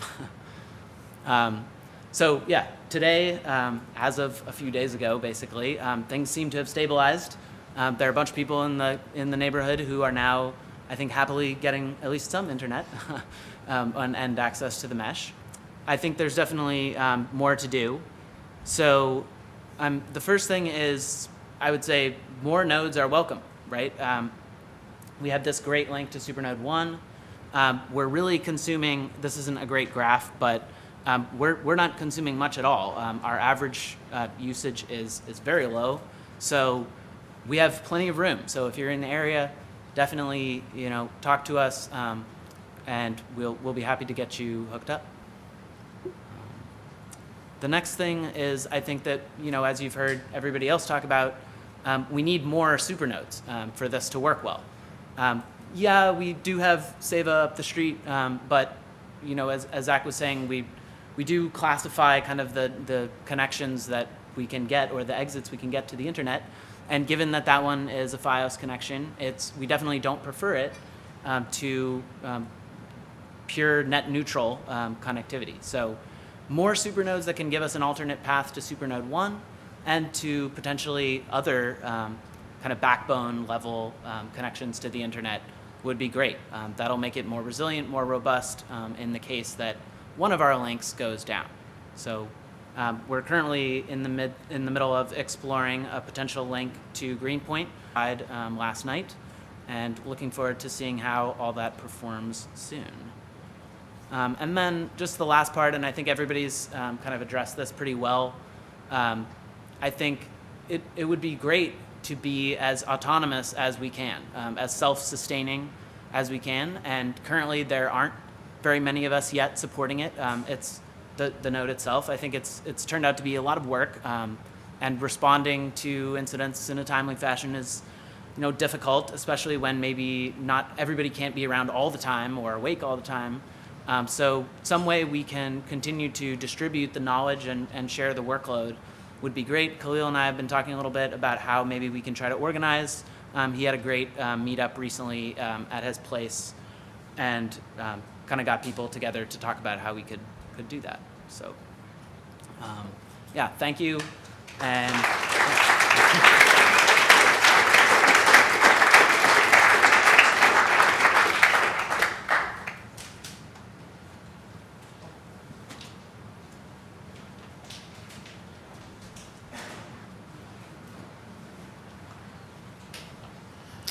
Hi, my name is Ron Suarez. I've been talking with various people at NYC Mesh for some time now about how we could create some training materials. I think there's a huge potential for this, particularly if we put it into a commons and look at it in a similar fashion to the Wikipedia. I think there are multiple places where we can look for financial resources, which is too long a story to go into now, but come to me later if you want to hear about that. I'll be talking with Zach and some others about the upcoming New York City request for information that's due January 19th to see if we can somehow fit an education piece into that. So we need not just tech people, but people who know how to write, people who are good with graphics, people who are good with communicating, because we have people with the deep technical knowledge. That the challenge is to create this in a fashion that we can communicate it to others. And my fantasy for the future would be something, well, decentralized, like the whole philosophy of this has been, and decentralized in the form of something along the lines of the Federation of Worker-Owned Cooperatives. And if we could create the technology that we need to build a platform for these training materials. Picture something like Uber, only instead of a few people at the top making all the money, imagine if the drivers of Uber had hired software developers to build the software for them. Only instead of Uber drivers, it's installers going up on rooftops where they would be locally owned co-ops. So that's my vision for where this could go. Between now and that vision, there's small practical steps just for NYC Mesh to have better documentation, and that's where we'll be starting. So go to the NYC Mesh site and indicate your interest there.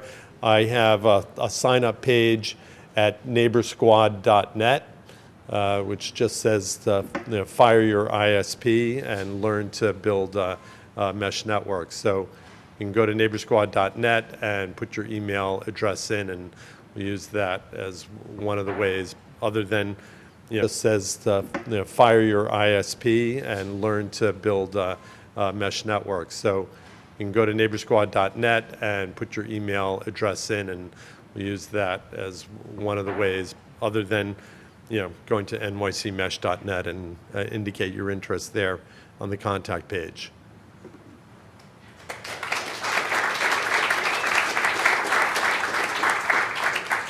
Great, thank you, Ron. It's good to have outreach and education, and that's how we can grow our installs, right? So now we'll have Q&A. We're all going to answer questions, so feel free to ask aimed at general or any one of us.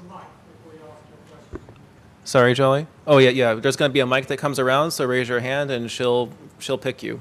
So go ahead, whoever you'd like to be first. Okay. Okay. Thank you.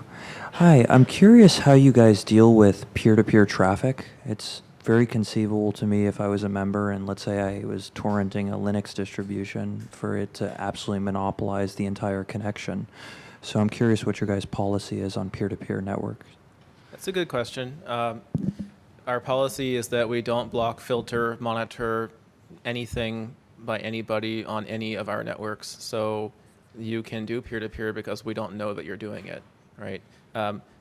You shouldn't do anything illegal. Please don't do anything illegal on our network. But if you do, we don't know about it until somebody sends us a notice, which we throw away. So so don't do that. But if you do, then we're not monitoring it. So now that does raise the question of, yes, it will maybe take a lot of bandwidth from the network, and so our connections are pretty fast depending how far away you are.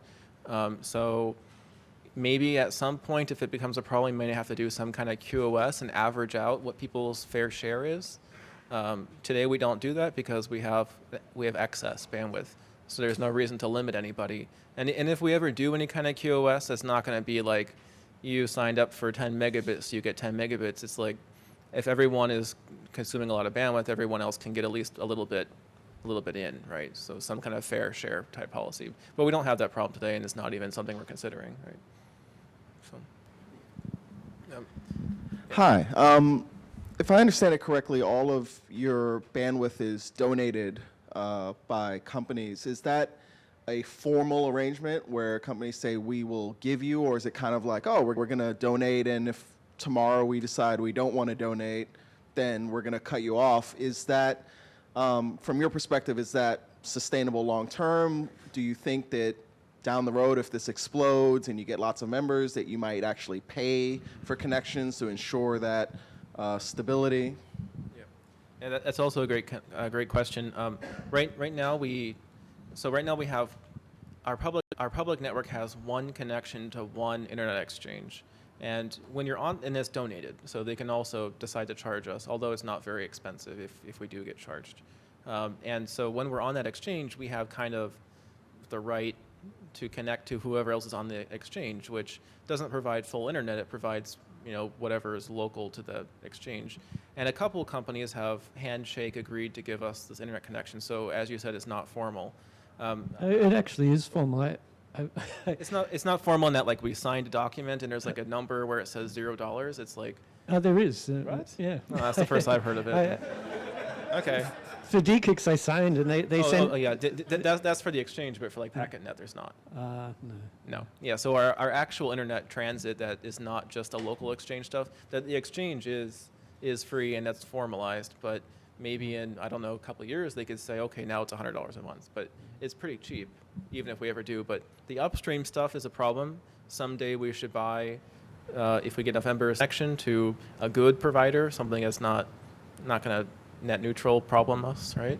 And then we can also mix that in with our current internet, and more exchanges would be good, right? So yeah, we should diversify, but that costs, and usually there's only one exchange in the building, so we have to be in more buildings, and that costs. So yeah, that's a concern. And I kind of want to add to the human side of the companies who are donating. We know Packet pretty well. We know DKIX really well as well. And the discounts that we're getting from the other companies like the data center, Sabi. Just to add to the human side, like Packet really believes in what we're doing. It's Zach and who's the other? I can't remember the other guy, the big guy who comes to our meetings. Ed? No, that's DKIX. The other guy at Packet. The really smart one. Which one? Is it his brother?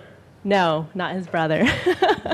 But his name escapes me. But just to add to the human side of it, like Packet's a great company. They really believe in sharing the internet and they believe what we're doing as well.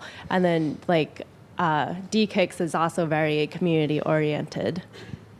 Yeah, that's an excellent point. It's very true, and these guys are nice and helpful to us, so I don't think that we're going to have any trouble anytime soon, but someday we may have to spend a little bit of money on some internet, some nice mid-tier, not on the lower bottom corner where it's like not neutral, Yeah, go ahead. Perhaps I'm missing something, but if I understand correctly, I could ping the broadcast address, read from my ARP, and get a list of IPs on the mesh, and then there's nothing stopping me from doing something malicious to those IPs?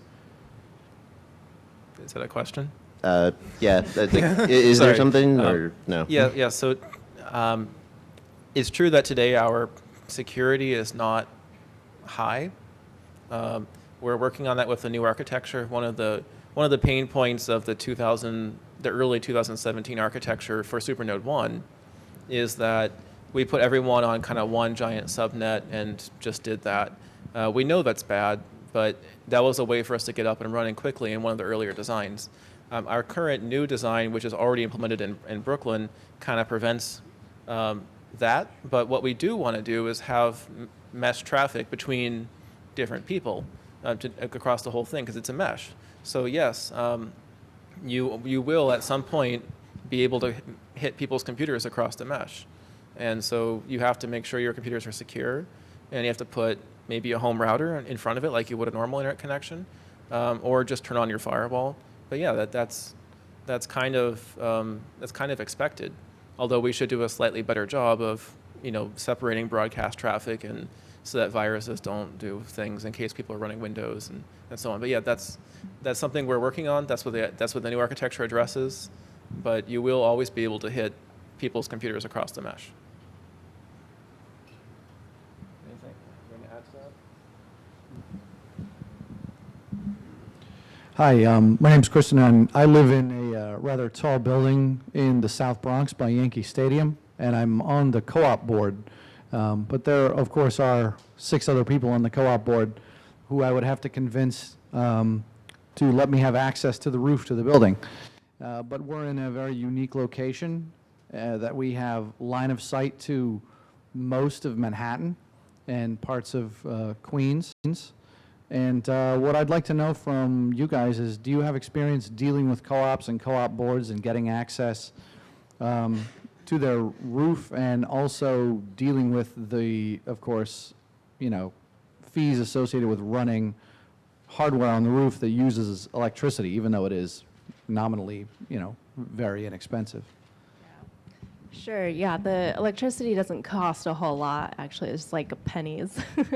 But in terms of getting roof access, that question comes up quite a bit.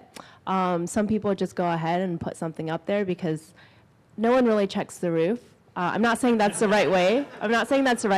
Because like one of the volunteers who went to his roof, he looked up there and he was like, wow, there are like a ton of antennas up here. Some are disconnected. Like, it's just forgotten, I'm not saying that's the right way to do it, but we do have the template put together, and someone did. Yeah. And someone actually did, so the template came together, this landlord building management template came together because somebody wanted to approach their building management company. And they're part of a campus of like 100, I think, apartments in the Lower East Side. And so he went through the whole process, and I'm just sharing the story. I'm not saying that this won't work for you, but he went through the process with building management, presented to the board, got their buy-in, everyone was very excited, and then something happened and they were like, nah, we're not going to do this anymore. So if you need points to bring to the co-op board, the benefits and everything, it's in the template. We're happy to help answer questions as well. But really, it's tough because you'll get buy-in and then you'll get people who are like, what is this? This is ridiculous. We don't want any more like microwaves or like wireless activity. We have to protect our brains and things like that. So you get all sorts of opinions, but I don't know if you want to add anything else. We've got a very important node in Chinatown now that is a co-op, and they use that letter from our website /leaflet, and it took about a year because of all the meetings they've got to have, but we finally got co-op permission, and that's one of our main rooftops in Chinatown now. Hey, in terms of expanding like geographically, like covering more area of the city, is the primary way to do that adding more super nodes, or do you think more just interconnections between the smaller nodes is possible, or is the kind of most promising way to do that? Yeah, we should definitely, so that adding just links between rooftops is that eventually you'll hit that scaling issue of, in the double digits somewhere, and you'll end up having, many hops down the chain, and depending on the radio, you may lose a lot of bandwidth along the way. So the super nodes kind of try to mitigate that by having a giant point in the middle of your neighborhood that you can kind of jump to. So the goal being you only have 1 or 2 hops to the internet, and they're probably good radios instead of just some small rooftop radio. So and being that the signals, even the good signals, only go a couple miles, the 4-mile one is extreme, and it's a $3,000 radio that was donated. Thank you very much. I think the primary way to expand across the city is to put more nodes that you can point to. Rooftop to rooftop is also good, and we should continue to do that as well. But I don't think we would be able to expand rooftop to rooftop up to, say, the Upper East Side or even Midtown. You could do it. It's just as soon as you hit a tall building, it's going to be a problem. There's going to be a lot of running around in circles to try and get where you want to go.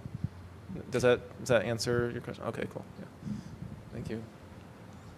Okay, I'm going to go. What do you guys see as the benefits of like in mesh kind of data transfer? I'm curious if there's any examples of that are already happening and where you see it where you see it going. I think it's great. People should try and build more services if they can. Right now we have a DNS system inside the mesh, but it's been pretty buggy in the last year, and we're replacing that even as we speak. Just depends how many hours in the evening I have before I fall asleep. I think people should try and build things more locally, and we would love to have it so that if there's no internet connections available anywhere, it just says, you tried to hit Google, sorry, but there's no internet. How about maybe there's a storm, how about one of these local things, local chat or something, so that'd be a great alternative. In Guifi in Spain, it's over 40% of the traffic is within the network now. That's great. So it doesn't even leave. That's great. Yeah.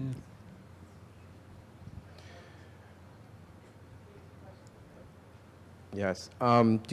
What type of upstream traffic have you guys experienced? Has anyone tried to serve video off of your servers? Off of servers on the network? So far, nobody has served or hosted any sites on our public connections.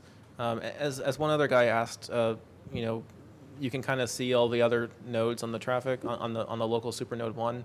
Supernode 1 right now has very low security, so you could technically host something. But in the new architecture, you'll have to somehow get us to poke a hole through, and that's just because that's the best practice, and in order for the mesh to function the best and not accidentally have malware and that kind of stuff. But yeah, we will support hosting things if you want, and we're not going to block, limit, or anything, or watch the traffic or none of that. And the stats that I showed you, that there's a public stats page which is only an IP address right now. There's no nice DNS name for it, but all of our traffic the statistics are just there, and these aren't collected like watching who did what. Is just the cable. It's just the wire, the data on the cable, how how much went by. That's it. So yeah, nobody's hosted anything yet, but if they do, that's cool. I guess what I would want to know, I can think of plenty of businesses and plenty of people that live in tall buildings that have roof access, and even people that own the buildings that might be interested in this kind of project. But the piece that I see as being an obstacle to some people that would get involved is just how often am I going to need to let people in and out to maintain this thing? And, how much ongoing maintenance, how many trips a month or a year does it really take to kind of keep this thing running? I've done a little maintenance on the network. I was expecting it to be a big thing, but I've readjusted antennas because they drift a bit in storms, and we've had no antennas go down. It surprised me how reliable it's all been. And for roof access, we try and get multiple apartments in the one building, so we don't have to go through one person. We really have to do that because people move out and then we lose access to the rooftop. But yeah, I think the gear has become so reliable over the years. I know Jesse's had a lot of problems setting it up, but that's... the actual, like the light beams on your rooftop, they're so reliable. Pleasantly surprised, I think, because I follow up to write up a story about it so that I can share the story with everyone who visits the website, although the stories aren't up there yet. But the feedback that I've heard is that they've been very pleasantly surprised by the speed and how easy it was to get their antenna up and how they don't need to touch it after it goes up. Hi. In terms of like contributing to the project, what are some of the areas that you guys need the most help in? Is it mostly like hardware installs or like some kind of firmware development, or like, and how are you guys like tracking this stuff? Or there's like a ticketing system or anything like that? Well, Lisa was talking about this earlier. I just put up a web page /help for that kind of things. We've got an ongoing problem with firmware. Getting firmware on indoor routers. So if you can help us with that, it would be really good. Do you want to add to that? Yeah. Everything. That's everything. Yeah. But there's a few specific positions we have on /help. I'm thinking before we had a general kind of help thing, but I'm thinking more in terms of specific volunteer positions now. So if you go to that page, you'll see them. Probably our most needed area that we could probably all agree on is installation help, right? Because that's the thing that limits us from being able to scale, right? I mean, would you agree? Yeah. Yeah. And in order to do that, we have to train installers, which is kind of what Ron was talking about, but that means we need help training people to get people to do stuff. So if you know how to do training, that's great. If you know how to do installs, that's great. And if you can do both, that's even better. And then, of course, firmware is a big problem as well. But. Yeah. The most important statistic, I think, for us is installs per week. I just think it'd be really cool to see more development of solutions for the last mile problem. It's kind of the second level of the mesh, kind of at the neighborhood level for getting from rooftop to rooftop. We have one design right now. We are unable to build it at the moment. It hasn't seen a lot of active development. I think it'd be really cool to see kind of multiple competing designs potentially. Something like that, I think would be great. And we can totally do that. That's okay to do, by the way. I mean, the idea with the multiple neighborhoods is that each neighborhood can have a different router type or a different mesh type or different rooftop protocol. That's okay. They just hit the supernode and then it's still part of the mesh. And as long as you can get into the neighborhood, then you can get around the neighborhood however you do.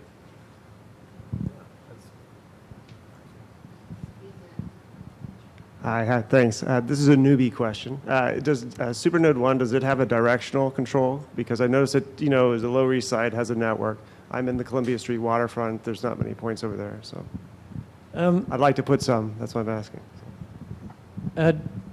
It has a 90-degree beam. If you click on the map on the node, you get a quadrant there. Yeah. Yeah. It's facing north. Yeah, we had to pick that quadrant because of the buildings, and that was the only clear 90 degrees we could get. So additional equipment needs to be put on top for that area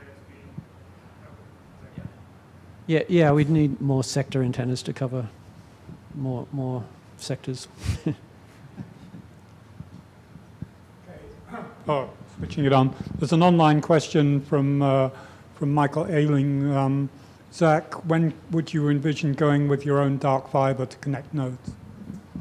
Sorry, I didn't catch that, Jolly. When would you go with your own dark fiber, using dark fiber to connect your nodes? Whenever your someone supernodes? gives us some. Right. Yeah. I mean, we're happy to use any technology. It doesn't have to be wireless. It's just, we don't happen to have a lot of dark fiber. We know people who do, but it's still expensive. And you have to be in the same building that has the dark fiber that you're ending in. And in the building that it's going to, usually that's a problem to get it in the building. So it's not, we're totally happy to use it. We've investigated it for a few larger buildings, which none of them said yes. But yeah, hand us some and we'll use it. Okay, if you want to finish Q&A, I did want to say a few words about the Internet Society before everybody leaves. So do we have more questions? I think there's one right there, but if you want, since you have the mic, if you want to go ahead and do it. Well, I was going to bring up my laptop and do it, so let's take one last question. Okay, yeah, go ahead with unless anyone else wants to, maybe one more over there too. Hi guys, this is a question about the NCL, your license, and its impact on the sustainability of the project. I'm sure I'm assuming the NCL is derived from the new license. I'm just wondering, what you guys think about the eventual popularity of the MIT license, which doesn't require, I guess, share alike, and how your NCL might affect other sub-networks that may want to join up but want to charge a fee, like a bandwidth sharing fee. Do you think the NCL will affect, I guess, the growth of the network, or do you feel like that wouldn't be a problem? The network commons license is actually based on Guifi's one, and with some help from the Free Foundation in Kansas. I only recently realized the kind of parallel with the open source license, like that open software, and we're opening the internet back to people. And I can't really talk. I don't really know about the MIT license you asked about, but it does affect anyone that connects to us. They have to respect this license, and charging for bandwidth, that could be a problem. Yeah.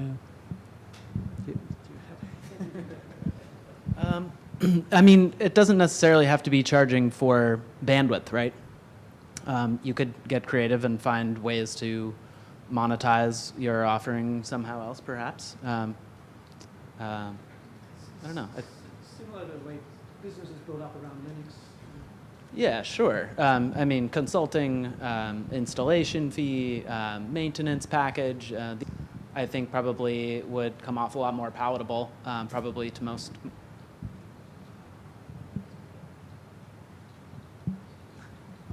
So, okay.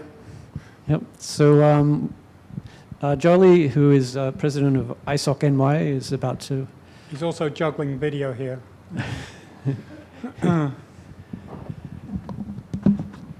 About to tell us a little bit about ISOC NY.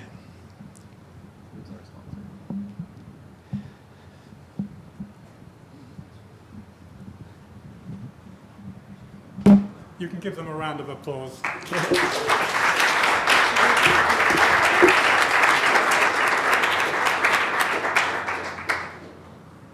just get myself going here.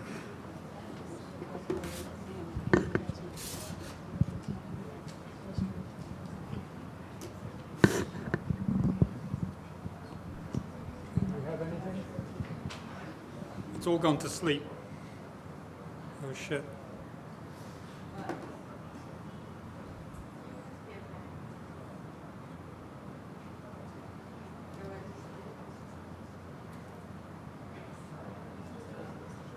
I did was turn it, you got it plugged into. I've got it plugged in, but I...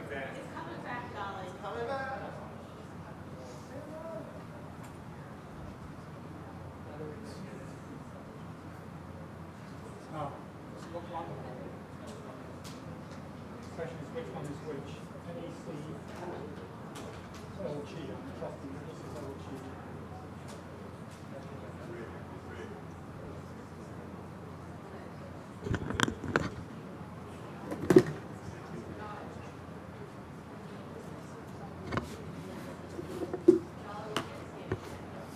I know.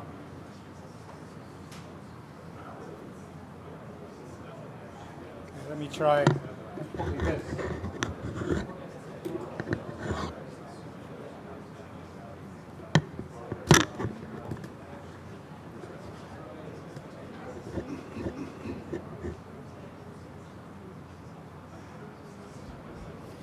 So anyway, finally, a word from our sponsor,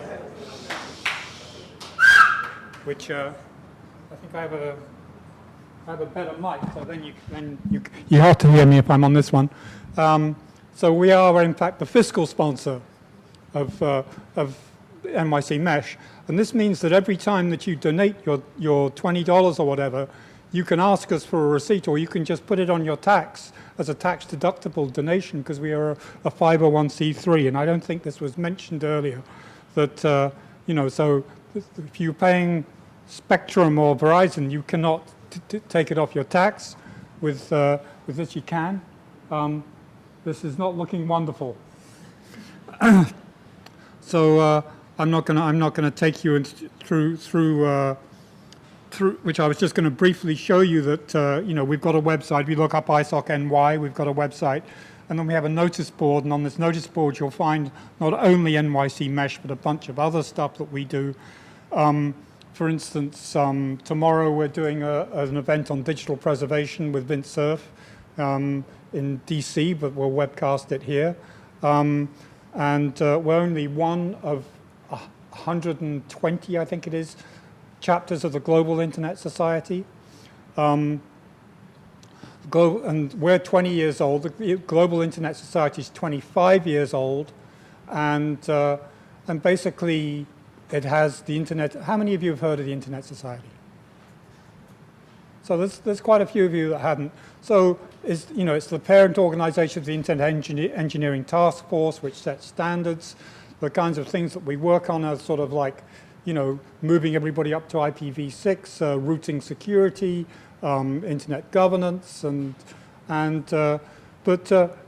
community networking, which is why you're here. Well, we started a project in our Asian Regional Bureau started a project, community networking, in 2010, which extended from India to Bangladesh and then to Nepal. And in fact, when Nepal had the big earthquake, it was our community networking thing that got them going. Maybe some of you read the New York Times, saw this thing last week about them sticking these aerials on top of a mountain in Georgia. That was paid for with the same grant money that pays for NYC Mesh. When we actually put in the application for grant money for NYC Mesh, there was amount of pushback. But what do you need? What do you need it for? We're dealing with all these people that are all over that don't have anything. They're out there, and so we said we have people here that don't have anything, and the fact is that as we're now seeing with the kind of press that NYC Mesh is getting,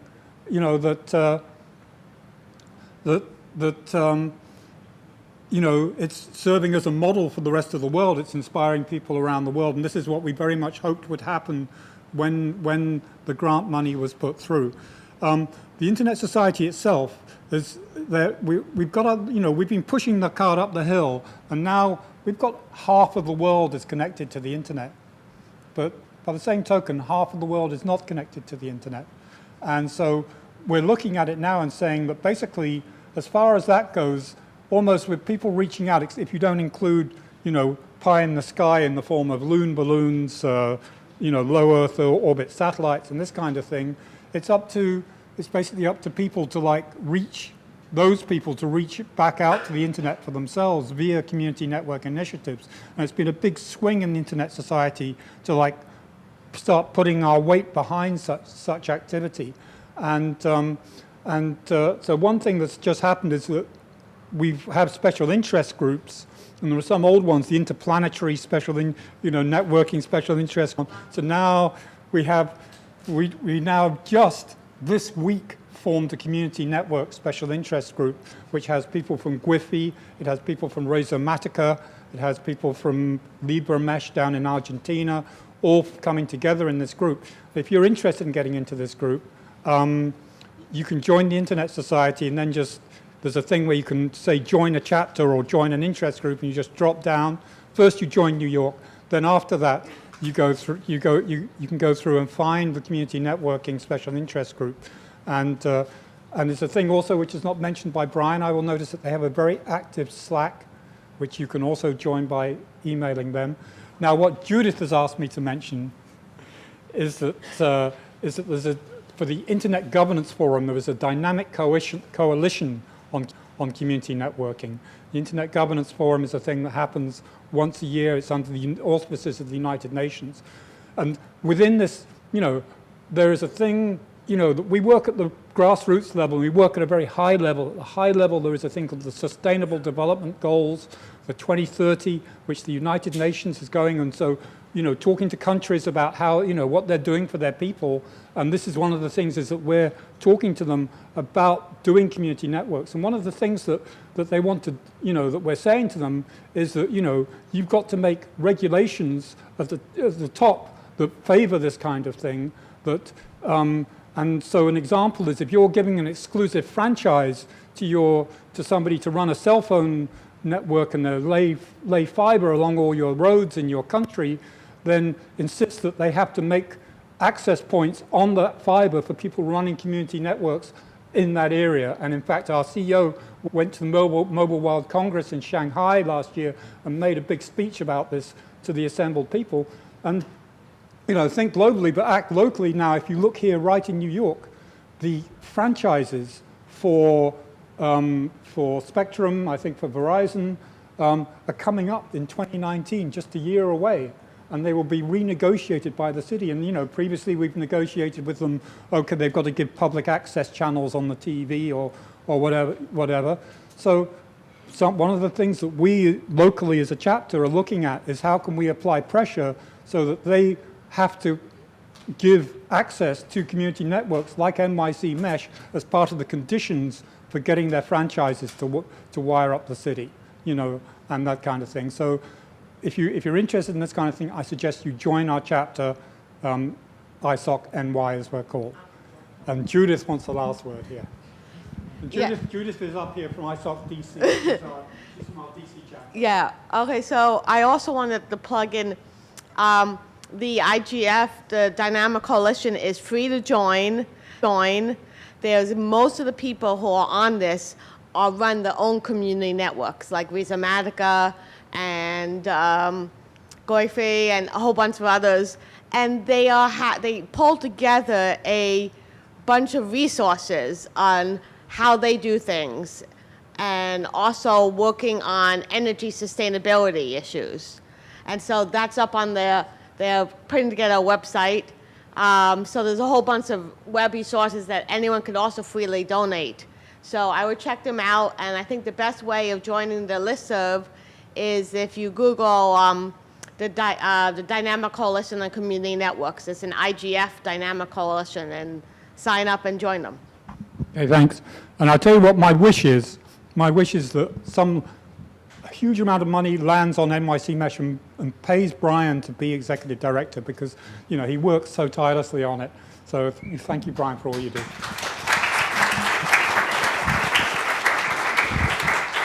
And thank you all for coming today.